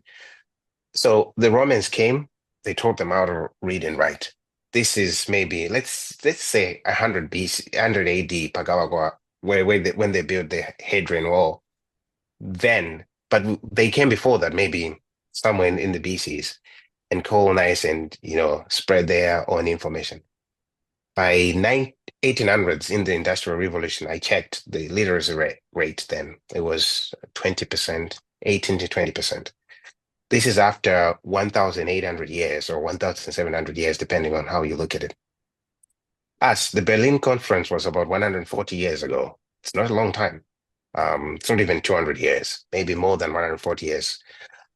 Before then, before the coming of the colonialists, the society who could write, maybe it's three societies: the Coptic Ethiopians, I mean, in sub-Saharan Africa, and the Sahelian empires, which had contact with the Muslim cultures, and the Africana community in South Africa. The rest of the continent couldn't read or write. So you can say maybe 0.001% of the population could read and write when the Berlin Conference happened. Fast forward 140 years later, I checked the stats with UNICEF, is it? And over 65% are literate of our whole continent. This happened from people starting to say, oh, you can write things, and then it's important. Oh, I can do it too. This only happened in a space of 140 years. Before the Berlin Conference, none of us had invented a wheel. But right now, if you go to Ghana, they have what do they call? Katanga. It's a company that makes buses and cars, completely Negroes doing this. You go to Kenya, they have a company that's making cars and doing all of it. And every country in sub-Saharan Africa is having elections. It has a parliament. It has an elected president, albeit in a flawed way. But this all happened in the last 140 years. I don't think we get enough credit, but man, we've achieved so much. Yeah. Uh, Going back to what you were saying, I think the most logical step was for all of us to go insane because of the time travel that we experienced. But we're holding up. I don't think you feel less competent just because you're Black when you're working with people from other races. You don't. You likely don't. It's amazing.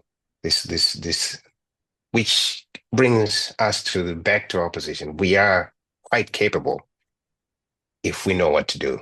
If we think about this, with an open mind and a willing heart. Um, Powerful analysis, my man. Powerful analysis. And I remember when we formed the group, must be 2019 or 20. I was like talking to a lot of people, and I was like, I was very politically minded at that point. Like, I was like, guys, when the liberation war was waged, it was teenagers, it was early Mm, 30s. mm, Where has that drive gone to really mm. change things? It will take time. It will take Oh, time. It will. yeah. But for But me, I was looking at like China. They have a rich history of innovation, gunpowder, all of that. So mm, at some point, I was thinking like, oh, but China went from agrarian to no. They had been doing but stuff. oh, they had a longer history. If you look But at probably Russia, they started writing before the West. yeah, if you look at Russia, they were agrarian, but in like 20 years, Mm, they became a superpower. So yeah, we're not doing too badly, but The level of our, societal progress is unprecedented. There's not a society on earth that could say, you know what, in 140 years we got new ideas and we could, run hospitals on our own. There's not a society, even though it is flawed in some way, but there's not a society that can claim that. We can say we got exposed to writing 140 years ago and we said, okay, this is a cool thing. Then we said, oh, this is actually important and useful. And say, oh, let's learn this and let's teach each other. And to laughing at each other when you can't do it and say, oh, you can't read or write, the most important thing on planet Earth. And I think to some extent we need to, you know, move away. There's this propaganda of saying, oh, yeah, we are okay, the West and whatever. I think there's a better propaganda, just encouraging people like, oh, you can you can stitch shoes. You've started a company that stitches shoes. Wow, you're doing so well. And actually promoting those type of things and people doing uh, things that might seem basic, uh, and not looking at them in the lenses of people who have done so well from the beginning. Then I think once we start doing that, we can see the importance of improving ourselves. Because right now that bad education system is preparing us to fit a different world, right? Than what we really want to create ourselves, or we should be aiming at creating. the most painful thing on my end is like it's so sad that I might not, most likely, live long enough to witness, Africa rising from being a dark continent into a continent. Mm. I share the same sentiments, but I have a strong feeling that we're going to leave part of the most exciting times, you know, because you were talking about, these countries just starting to quickly move. It's a very dynamic time that must be fantastic to be alive. And I think by the end of our lives, we'll be witnessing something like that. Because I believe there's a cycle in societal development. Like we need to start at the steady state. You were talking about how we were, time traveled essentially, and it's very unstable. You know, functioning government, what's that? Why do we need that? So, but if we can, sort of take a step back where we know what it is, then we go back, we lose it, then it is on our minds. I think we can pursue it faster than we might have had we not uh, fallen down as we did. So, countries like Tanzania and to some extent, Kenya, obviously, are doing better than us. They have had to, you know, time to go back to a steady state and start over. And I think that's what we're doing as well in Zimbabwe and recently, countries that recently took over, they got their independence. It's amazing that we don't go crazy because it's a very Yeah, difficult existence it is. in an African. It Like is. the fact that we can wake up and show our faces Yeah.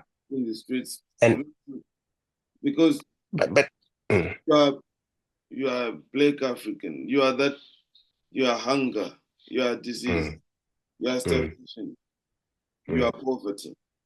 mm, Think you don't have to think because you know how it affects mm, self-esteem, how it yeah. affects your mental and physical health.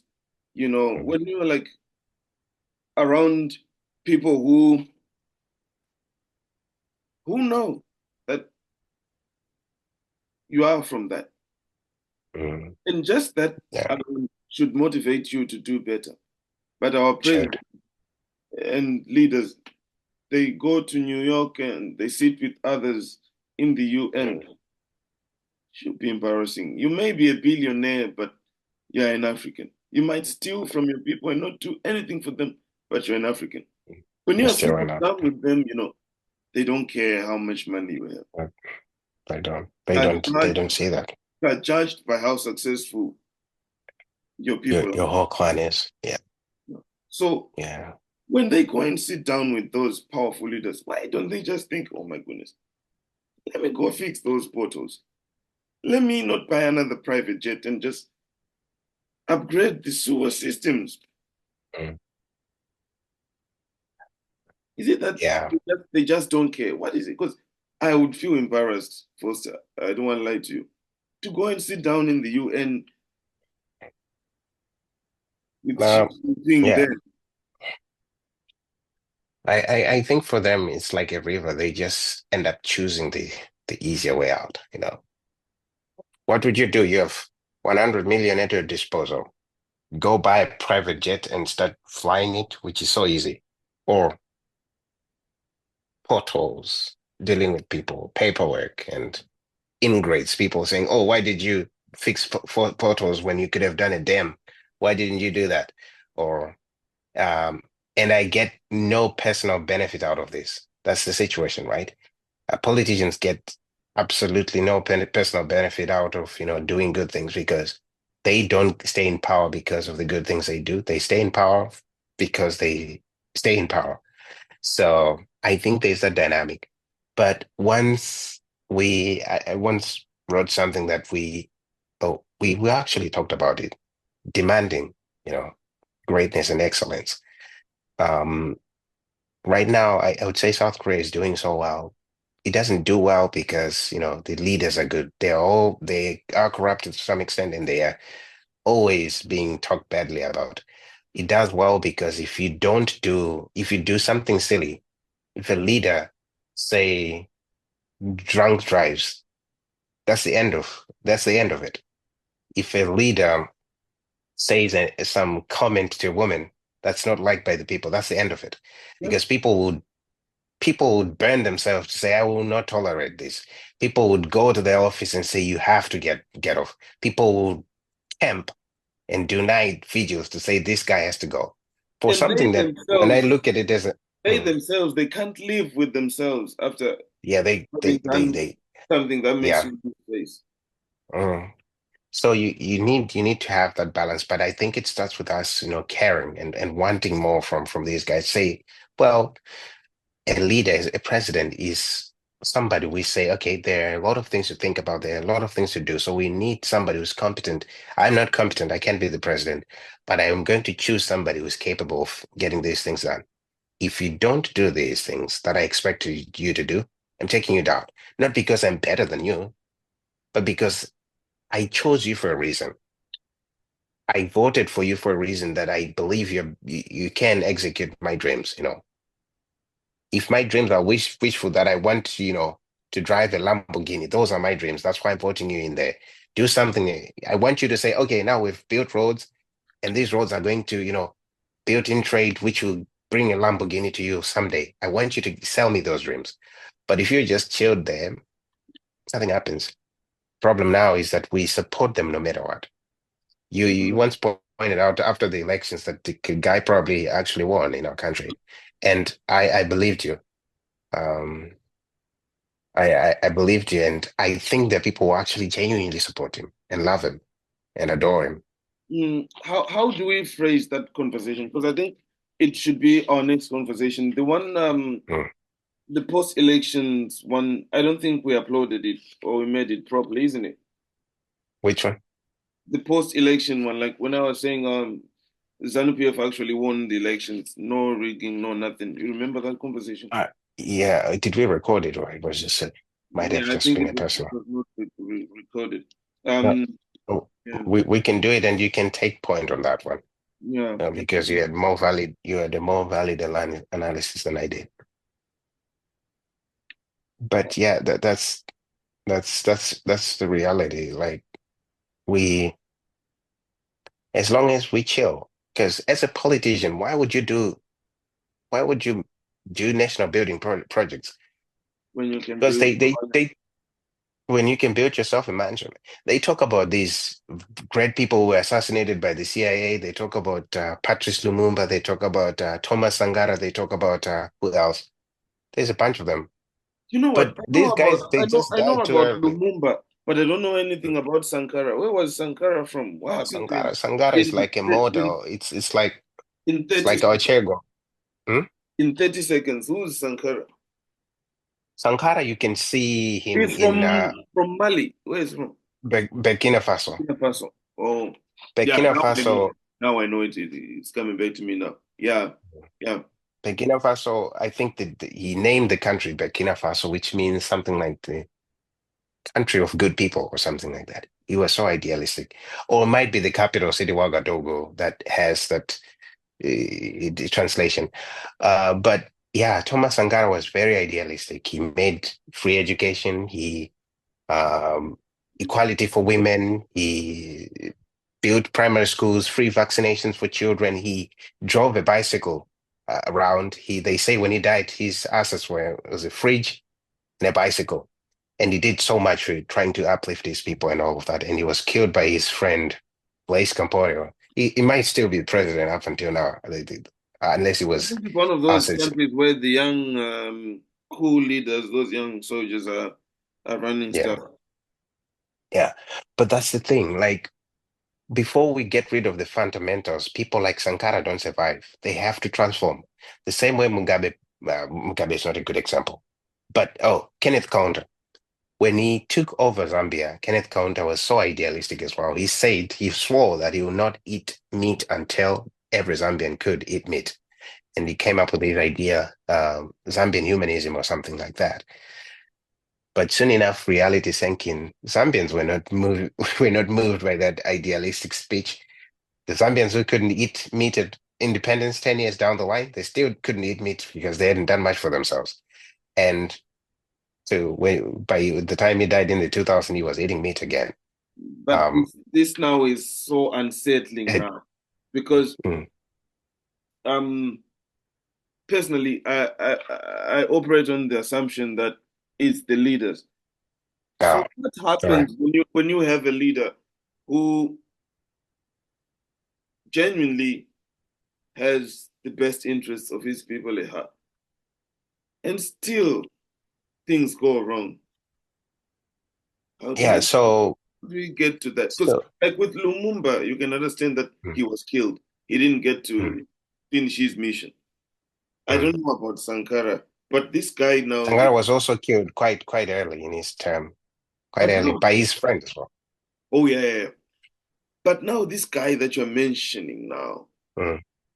he was the one who had the keys to power, but he couldn't put a chicken in every Zambian spot. Yeah, because he was approaching it from a different. I think you know what I was talking about, ignoring real realities and being idealistic about these things and finding that story about how a guy was found looking for his ring under a street light, and a friend helped him and they couldn't find it, and until the friend says, "Hey, where did you lose it? We can't find it here." And he said, "Oh, over there in that dark place." And the guy Oh, says, "So why are you looking for it here?" I said, because it's "Because this is where there's the light." There's a tendency to do that, to say, okay, the only reason why Africans are not doing well is because neo-colonialism or this or that, which could be true to some extent, but I think those are the well-lit examples, and you don't go deeper. With all of them had these ideas when they started. Julius Nyerere, we call, all of us consider him Mwalimu and an elder. He tried things, he failed. You know about his Mujama and his system and all of that. It didn't work. Mm. We have Leopold Senghor from Senegal, I think. He had his idea called negritude, about Negroes. Then we had Kwame Nkrumah with his conscientiousness, or I don't remember the title of his book, but ideas, ideologies that really are not in touch with reality, and it all came tumbling down. So I think what you can do, you don't control people's destinations and say, okay, I'm going to put what Julius Nyerere did, build a new village with everything that a Tanzanian would need. And we're going to take them from those, reserves and put them here and supply them with the good things, and things will go well. That does not go well. What you do is you give people skills, right? You give them equipment, say, okay, here you are able to do things. Go do whatever you want. Then they go and do whatever they want. Because you can't control people. And that's what all these founding fathers have been trying to do, controlling people. That's why even our own, he ended up doing genocides. He was trying to control people and make them do this because I think he genuinely thought he could, push the country forward this way, but people had their own ideas. Same But with Kenneth Counter, same with Coming Ruma. we have successful stories of these idealists who have managed to really accomplish phenomenal things. Like Mandela, he was smart enough to know what his job was. His Oh job yeah. was to end apartheid. That's it. Well, like my Mandela, what is his ideology that he shoved down people's in terms of economic growth, economic development, or That's about their humanity? What ideology? He didn't have like a that's what alien I'm idea. saying. He's Yeah, that's I'm trying supposed. to correct that ideology. He just he was realistic about things, certain things. But anybody else was trying to be too idealistic. They cost lives. The ideas of there are still people who push, the idea that Africa should be one country. Wait That's a minute. nonsense. People are killing each other in Central African Republic because some are Muslim, some are Christian, some are from this tribe. And you think, oh, the good idea is to do it on a larger scale. Let's put No people who don't belong to each other. confusion. Um, you were saying the other day how you see the differences when you meet people from other parts of Africa. Like you can see that okay, we're both African, but there's something that's different. Yes, we have different cultures, but people still say, "Oh, the best solution for Africa is to make one country." Okay, genius. Why? Many of our problems have to do with people who don't belong together being put together. Some of them. Yeah. So I think whenever you see people pursuing ideologies over ideas, you have a problem because ideologies are usually about tribalism, and tribalism has never yielded good results in history, unless we're going to ignore it completely. But yeah, so we always have to go back to our ideas of education because I think everybody and most people are most fulfilled when they can control the environment around them. That's the the biggest drive of every human being. And that's what we were fighting for before independence. I want the land. Why? So that I can control it. I can plant what I want. I can, harvest it when I want. I can cut down the trees. I can plant new trees. I want that control. All right. And I think the best solution for a government is to equip people with the power to control their environment. And that goes back to skills. And we already have institutions that can help with that. Schools. Let's change the vision. And I think we can build a strong foundation for our future. Yeah, and the fact that you have trashed idealism so much, it's something that you should amplify, my man. You should amplify it because idealism gets us nowhere. Um, yeah, you did. Nowhere. Because you're starting with the vision, and then you want to implement the vision before the process, right? Let's take Julius Nyerere's Sujama, for example. It's like people living in harmony with no lack, with free stuff and free stuff and free stuff. That's the goal, right? In the end. At your own family. Are Mm. you in harmony? Yeah, that's the thing. And do everybody feel happy by being in harmony? It's a nice goal, but is it what everybody wants? There are people who don't like that. People who like to live alone, right? People who like to not see people any day, who'd rather stay in a cave. Are you looking into that? Okay, you can't bring them into the same society and other people and expect them to be happy. Those people become criminals because they're psychologically stressed. But give them skills to go and live in the cave if they want to. And you know what? Build that cave into an amazing, grotto that will earn us money in the future as a tourist resort, as a tourist destination. So I think while you're looking at the forest, you must look at it individual tree, right? And give it, let it, bloom in its own way and flourish in its own way. Then that makes the whole the whole tree beautiful. But if you say, oh, let all trees be pine, okay, you're gonna have to prune them. You're gonna have to cut them down every time. You're gonna have to force them in a certain way.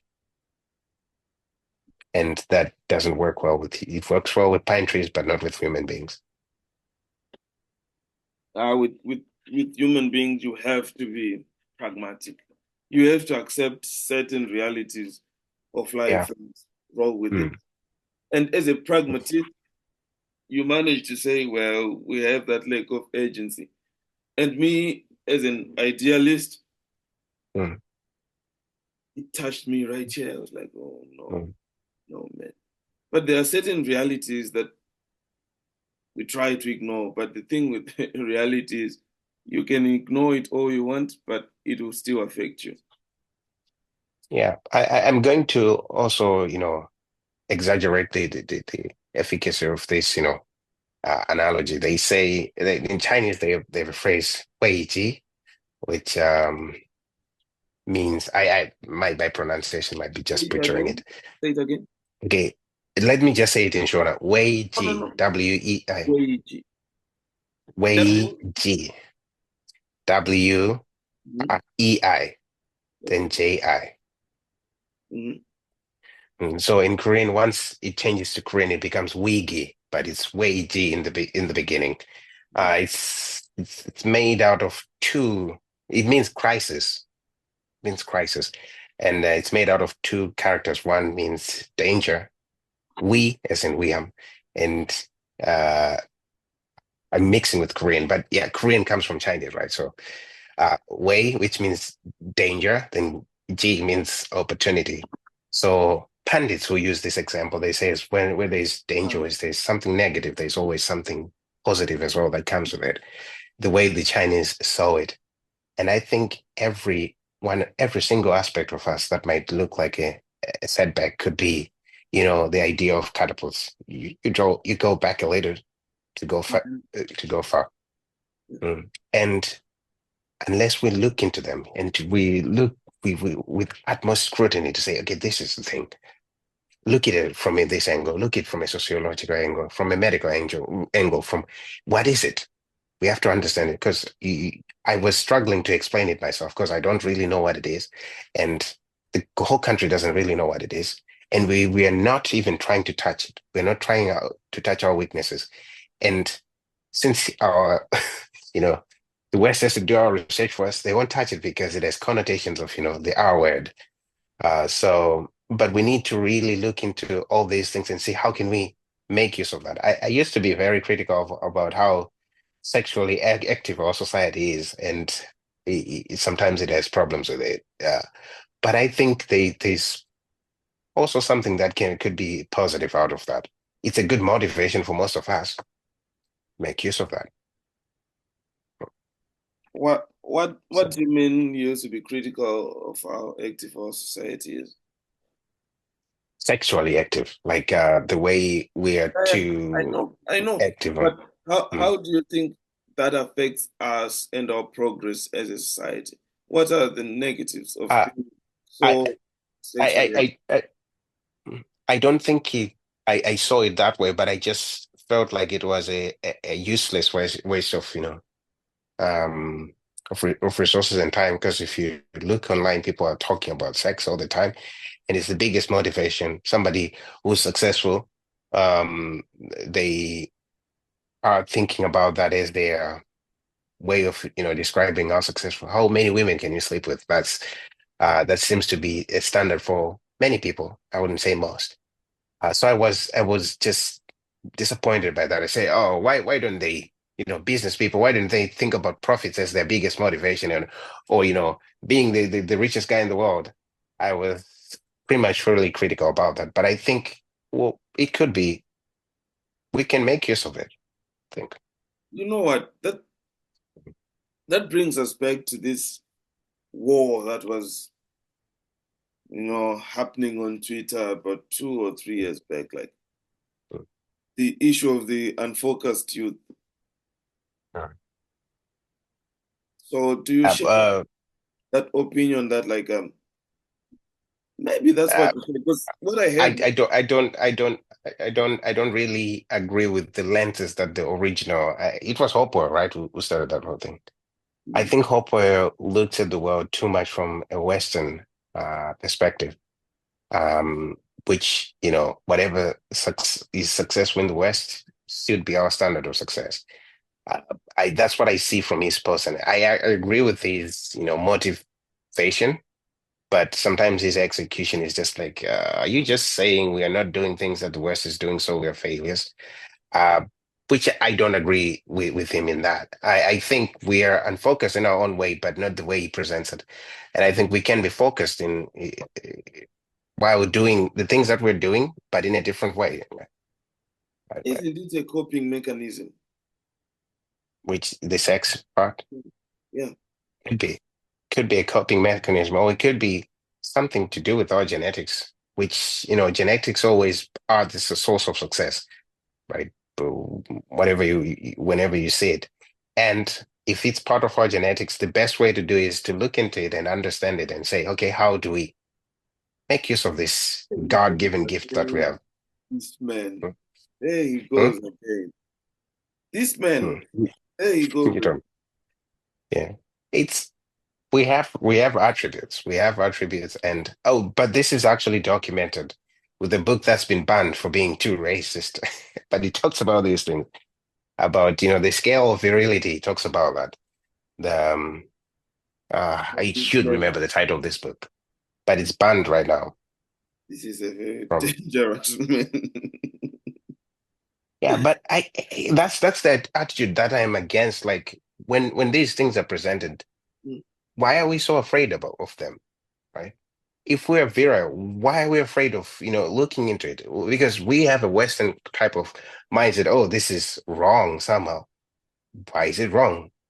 Can anybody convince What us? I'm thinking, If we are genetically, you know what, if we're you know genetic, what, we we we got hung up on something, but you still haven't answered my question. Like, which is, what negatives come from, like, let's say we are more virile. mm, Okay. What negatives does that bring? I don't know, except for, things like, you know, us having trouble containing things like AIDS when they come around. Amen. But, but, Amen. mm, Amen. mm. Amen. But that's the thing. If we really know the Iowa, it's just, if we really know that this is who we are, we can put measures in place to say, okay, uh, sex is what we do. Whatever condoms, which condom has been designed in Zimbabwe? I don't think there is any. I think Carrots and Durex and all of those, they are foreign companies, and their research is probably based out there. Say, okay, we really love this thing and we enjoy it. How do we, make it safe? But it's taboo. We like sex, but we don't talk about it. We don't, approach this topic with, academic scrutiny.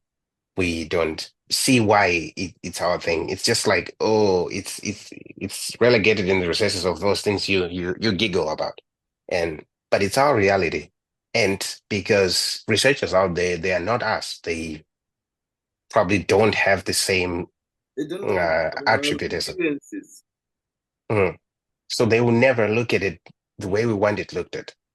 Us, let's look into this and see how it can be beneficial to us. It's a skill, right? It's an attribute that you can make use of.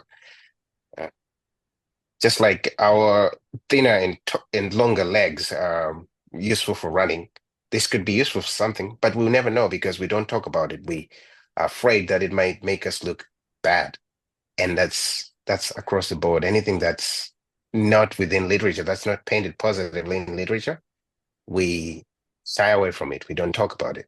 But that's because that literature is not our literature. It's not about us.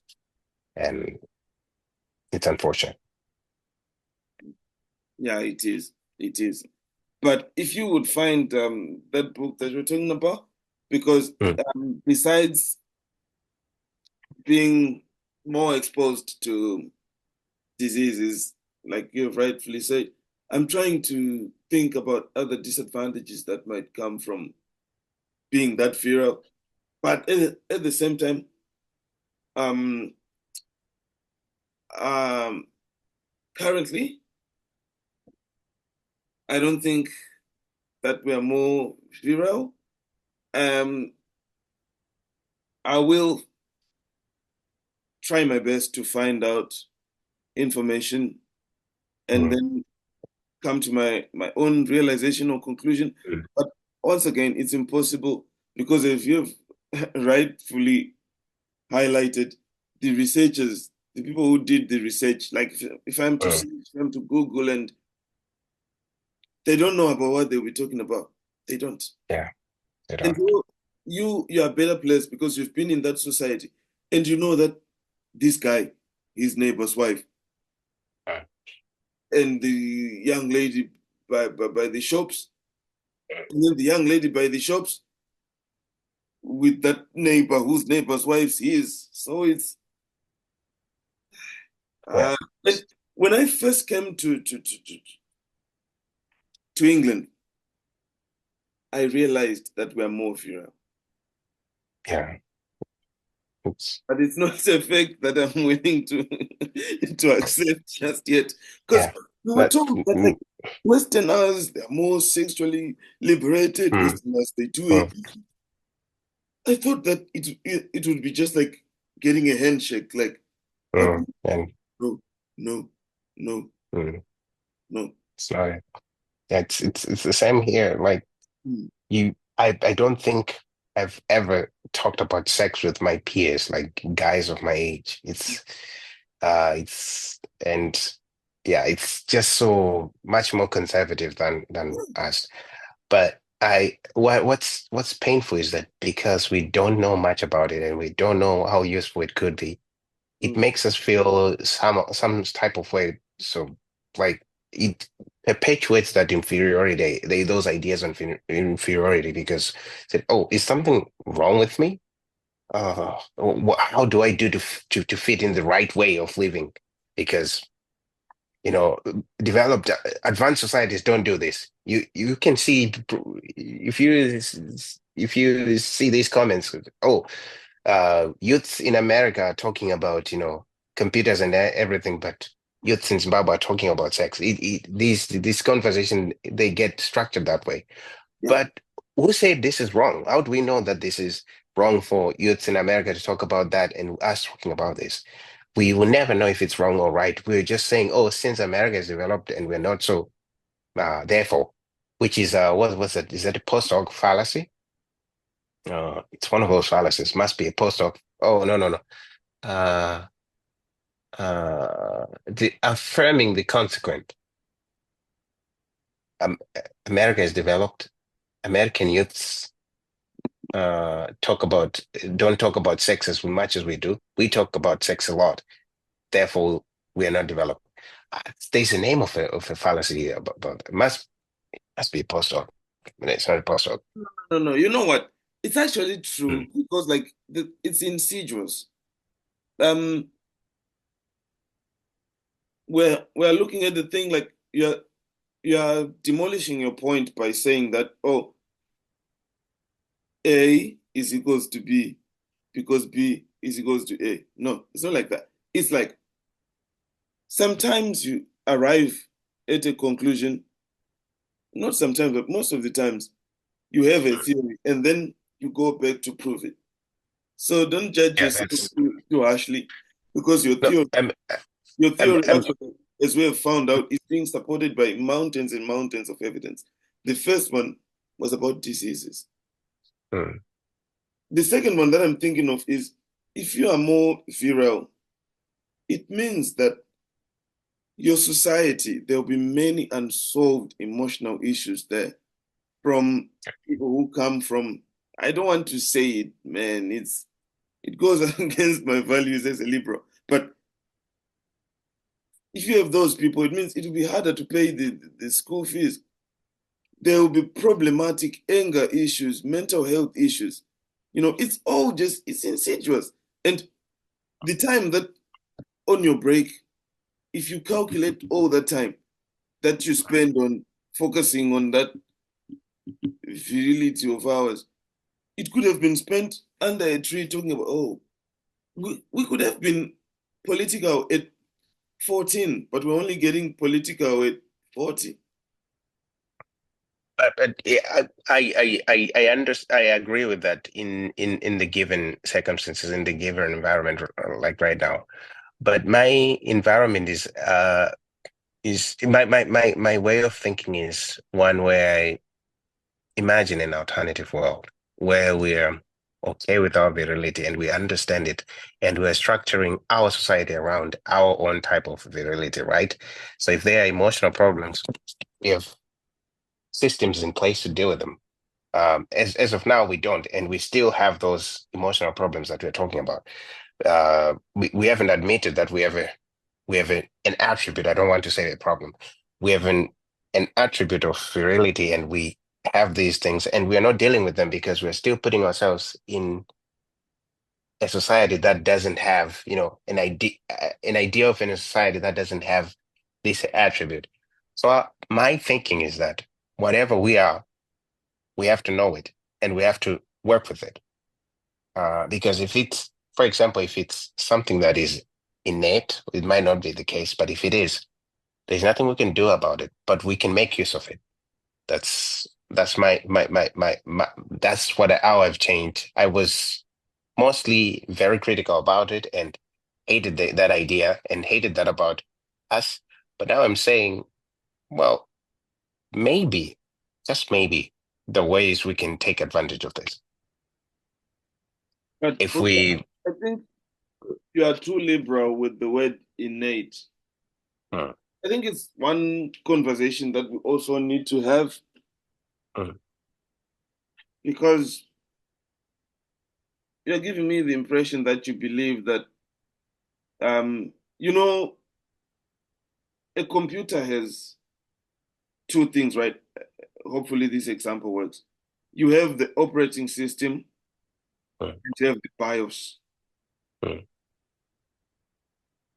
Um,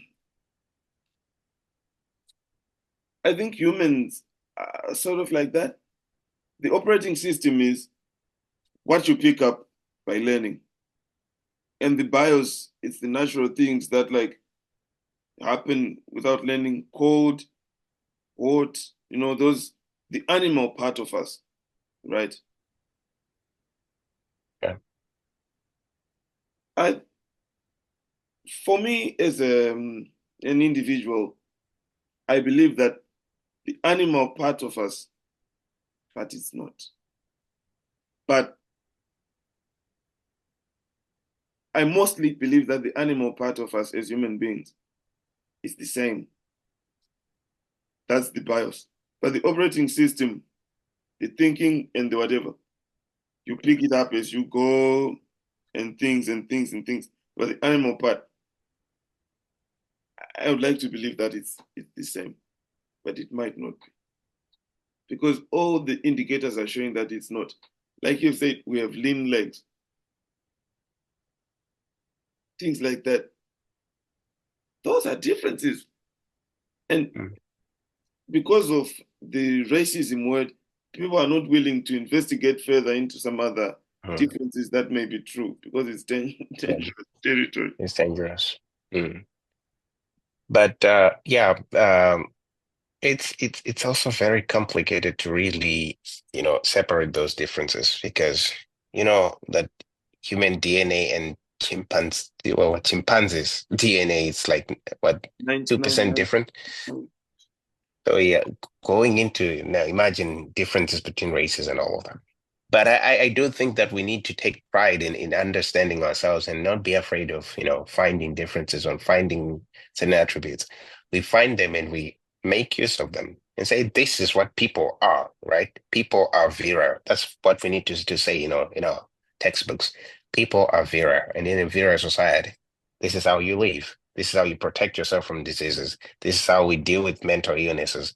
Okay, let's have counselors that prepare people for this. Let's find ways in which we can prevent this. In a world where counselors in our countries are not finding jobs and sociologists are treated as trash, they could be working on these things. We could be having institutions that publish books, which need publishers, which need paper, which need workers. That's a whole industry that's going centered around virility. But because we've assumed that virility is a sin and it's not, it's not Western-like and it's taboo. We don't even talk about it. We pretend as if it doesn't To exist, our own and we detriment, man. To our own to our detriment. own detriment. And it's not only that, it's a lot of other things that we're sweeping under the rug because we're afraid to confront them. And the trouble is nobody else can confront them for us because if they do, the R word gets thrown around. You know why Asians are successful? Have you ever heard any, oh, Chinese, maybe they're doing it, but say South Korea or Chinese, Japanese, they have you ever heard them say, America, keep your England and we'll keep our South Korea? They rarely do that, but Mm. when they're here, they have their own understanding of the world and they present it as truth. When they teach their kids, they say, this is what people do. And they teach them, what they're doing, what it means. The whole Korean system is what the world does, right? And later, then people can find out other information as but what's standard is the Korean way. That's what people do. Then they copy ideas from somewhere else, they plug them in. And what is Korea ever invented, if you can think of anything? Like they adapt. Like You North can Korea you can necessarily, come but I know more to about the history even of like Japan, and they're quick Japan. to adapt into new ways of doing That's things. that's it. They see it, they take it quickly and they put it in their system and it becomes theirs. It's not foreign at all. Like right now, Hyundai is leading as an automobile, company. But cars were invented in America. They have nothing to do with Asia. Right now, China is leading in electrical cars, but that's American technology and all that. They And then quickly it's take it and going they make it into their own. They say, people, the Korean people are people. That's what people are. The rest is peripheral. And we I don't look at understand. ourselves, I don't Mm. understand what that means. uh, so for example, do you know the name of China in Chinese? Uh, the The country, center of the yeah, world, middle. yeah, that's yeah, Zhonghua. That's the center of the world. Mm. So every idea doesn't come as a Western idea or something else. It gets assimilated into the culture. So if you see children's books Mm. that talk about, say, an inventor, they'll be drawn as a Chinese person, right? And then, or a story will be retold as if some Mm. Chinese guy named Qing invented, was flying his kite, and then lightning struck it, and he discovered electricity. So the kid who reads this book, he's not looking at an American doing this, he's looking at a Chinese person because we are the inventors of the world. We make the world around us. And And the what statement is Korea is G people. How did you put it? like Korea is, Like what you're explaining right now, the phrase that you used is quite powerful. oh, what is it? Korean people are what people are. Like, I don't remember exactly what it is. Korean people, Korean people are what people are. Yeah, I don't know exactly if that's exactly what I said, but similar to that, like when we say people, what immediately should come into your mind to a Korean kid is a Korean person. Oh, now it. If we Oh my say, how do goodness. people, mm, how do people eat? You don't think about, oh, yeah, but in America they use forks. No, people eat using chopsticks. Then weird people, like in the peripheries, they use forks and, those other things. But people should use chopsticks. Chopsticks. People should eat kimchi. Kimchi is the healthiest food in the world. Chopsticks are the best way of eating food. Um, And so if if we find out that some agent in kimchi shouldn't be there, Mm. because Western technology, Western research tells us that we take it out quietly and we said we've improved kimchi. We, as the people in charge, the doers of good things. Um, but the system is nothing like you would see. You can't imagine it until you come here. When I came here, it was totally foreign. It was totally different. I don't know how to say it. It looks familiar, but totally different at the same time. Trains were invented in Europe, but the best trains are in Asia right now. They're Asian trains by all for intents and purposes. And if you ask an Asian kid or who's been here and visited Europe and said, who are the makers of trains, they'll probably say us because we have better trains, you know. But the system, they find a way to put ideas into their own system and that's so robust. But us, we tend to follow the ideas and not make the ideas follow come to us. We go to where they are, and that's the ideal. When we were kids, soldier love sings and says, "Sungudze kudawugara semurungu." That's Trevor Noah sings, "Baby wakanaka semurungu." Even Mm. like just having it as a A standard term for employee. chirungu, Yeah, it's chirungu. murungu. Why I end up chirungu? Mm. Adesho chirungu is nozivera. So you won't see that word being used as an endearing term here. It's it's used when you're talking about foreign things that are queer and weird. Uh, but for the right things, they have like high-end things. And there's a Korean twist. If you go to the highest end restaurant, it has the best chopsticks, it has cheap, it is what this and that. Maybe it's selling uh, French food, but it is still There's a a Korean Korean, restaurant yeah, selling Korean food. So I was teaching some kids and telling them like foods from different places, and they wouldn't agree that pizza and spaghetti and pasta is from Italy. They mm, wouldn't. I just couldn't convince them. But if you tell Zimbabwean kids that pizza is Zimbabwean food, or they wouldn't want to hear that because that would degrade the quality of the food if you think about it to even them. if we have like an innovation coming out of there, they Mm. would assume that is from elsewhere. And if you want people to adopt it and to give it respect, you have to say it came from somewhere. Details suffered because people say, can trust this.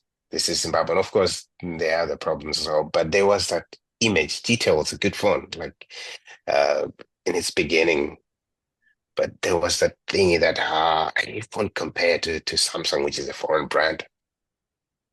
I think in our educational system is something that we should try also to do, not exactly, but just to Mm. implement that pride, like Yeah, we as and people. yeah, because you're saying, when we draw, we can, picture books that have Marco Polo black and walking around savannah, discovering China like that. In China, there are these black people waiting for that. No one will ever blame us for blackface, but blackwashing history. But let them blame us. But we're doing it for our future, and kids to say, "Oh, I could be Marco Polo one day." Yeah, Of yeah. course, that's no. I So, could be Steve Jobs one day. Steve Jobs with curly hair and wax standing in front of black people presenting his first invention, and kids could say, "I could see myself that way." But right now, all of our storybooks or all of our ideas, because we don't produce much, it's embedding in our kids that, okay, people who invent things look like this. People who make things look like this. People who employ people look like this. People who make good things look like this. And to the end, we don't see them as competitors, but we see them as our superiors who will make things for us. So it's unfortunate. It's sad. it's unfortunate. If if you see the importance of representation, kids in America, black kids, they put so much effort in basketball in perfecting their skill there. They They because from the beginning it's like there's a huge possibility for me. I can be the best. I can be LeBron James. Why? Because I can see him. He looks like me, right? And it's not forced representation like what woke people do, but it's right there, right? We have the advantage, like we can do whatever we want. In America, they cannot put Steve Jobs as black. That would be problematic. But for us, no one would care that much. But our children, well, later they'll find out that oh, he was not black, or they'll make their own conclusion. And we are not telling them that he's black. We're just saying he's a person. Yeah. A person looks like this. A person looks like you, And we are people. and So we are people. it will enable us to actually reassess some other things that we think are not important or waste of money and time. Like Mm, you have things like music, the arts, and things mm. like that. We don't put an emphasis on just how important that stuff is. Oh, yeah. Um, but it's important because it will help build that rich culture Oh, yeah. and its So synergy. Yeah, mm. because we, if we deny it. We actually deny it. Like all things, we deny them. Beta, if you wanted to play them, it's what does my shot again? yeah, yeah, But I don't know what's with beta music that makes me know that this is ours. Like it just goes straight to the heart, even if I don't want to. Like there's something about this, right? There's it reflects me. And it's our own pride in invention, nothing else we've made, but beta the whole world acknowledges. but And they would rather spend 12 days teaching you about Napoleon. oh yeah, which we should just do in passing. Or we should have read him as a kid in books. And he should be a black man riding a horse across the Europe, or across a land, Mm. because that's what people look like. I don't know. But yeah, once we do that and we say we are Vero people and people are Vero, but people are also smart because people have sent, rockets. They've been to the moon. Yeah, Uh, so this is okay. This is an okay attribute to have. How is it okay? Let's find out. How does it help our society? Oh, with here, we have these places with, sex tourism, for example, safe sex tourism.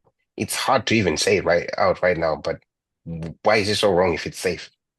it was such a But if huge fight to get, society to open up to have conversations about sex. mm, mm, It was only after people started dying in thousands that people yeah, finally they relented and be like, okay, we can talk about it. mm, let's talk about it.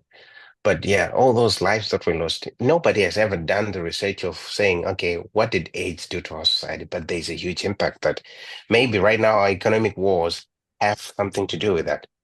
Because A a big one. huge chunk of our population died, and very, very easy and practical. How many orphans were left? Economic loss. These were workers who were working in the industries. These were professors and teachers and all of that. They just vanished. And is there research that talks about that? No. Unless who comes and does the research, we will not do that. We will not touch that thing with a 10-foot pole. But I think it's time to look ourselves in the mirror and say, you are a person. This is what a person looks like. And you have control of your environment. See what you can do, not to say, oh, a person can also have blonde hair and whatnot, or that's the standard of a person, then I'm the peripheral. And that's what I see happening a lot. Thank you for a very wonderful, wonderful, wonderful conversation, my man. Um, I don't know if you have any closing remarks, and then we'll quickly go into what our next video will be about. Well, I don't think I have much to say, but I think, like I pointed out earlier, and I think you agreed, world-class states, cities, societies are built by world-class people. And that's the first step. And we don't need to reinvent the wheel and find out, okay, how do we make our societies into a world-class society? It's been done before. And the easiest way of taking people from, the ground and raising them up is proper education. And that has happened in Europe, that has happened in the Americas, that has happened in Asia. And the longer we hold back, longer it will take us to reach the summit. So I think a proper education for all that thinks about what we need done in society is the best way to ensure that we create a good foundation for an advanced world class Africa in the future. Thank you, man. Um, we always hear people saying education is important, education is important, education is important. That's a very good start. But now that we are educated, we need to take it a step further. I'm happy that as a society, Africans, we have some of the most hardworking people who strive to get their kids and themselves through school to become better members of society. But it is also time to think about the quality of the education and to Mhm. be deliberate with it, to really see what we want to achieve and to plan accordingly so that we can achieve it. Um, we have said quite a lot. Okay. If you have watched this video or you were skipping through, that's absolutely wonderful. So like, share, and subscribe. Really take time to listen because this conversation was very slow paced, really dissecting many different topics. So you might just find something that might, help you. Because personally, I've received education today as I was speaking to my men here. So thank you for watching. Please comment. It helps us with the algorithm so that our videos get pushed and we can have even more conversations. Um, so what's our next video gonna be about? There's this part where you said, "Oh no, no, we should leave it for the next video." Do you still remember that part? There was a point we were disagreeing. Oh, like the our founding fathers, were Yes. they? You said they had a good Yes. spirit with it. Yeah. So my argument was they probably didn't. So we can have a back and forth on that. Lovely. That's our next topic. Thank you, Foster.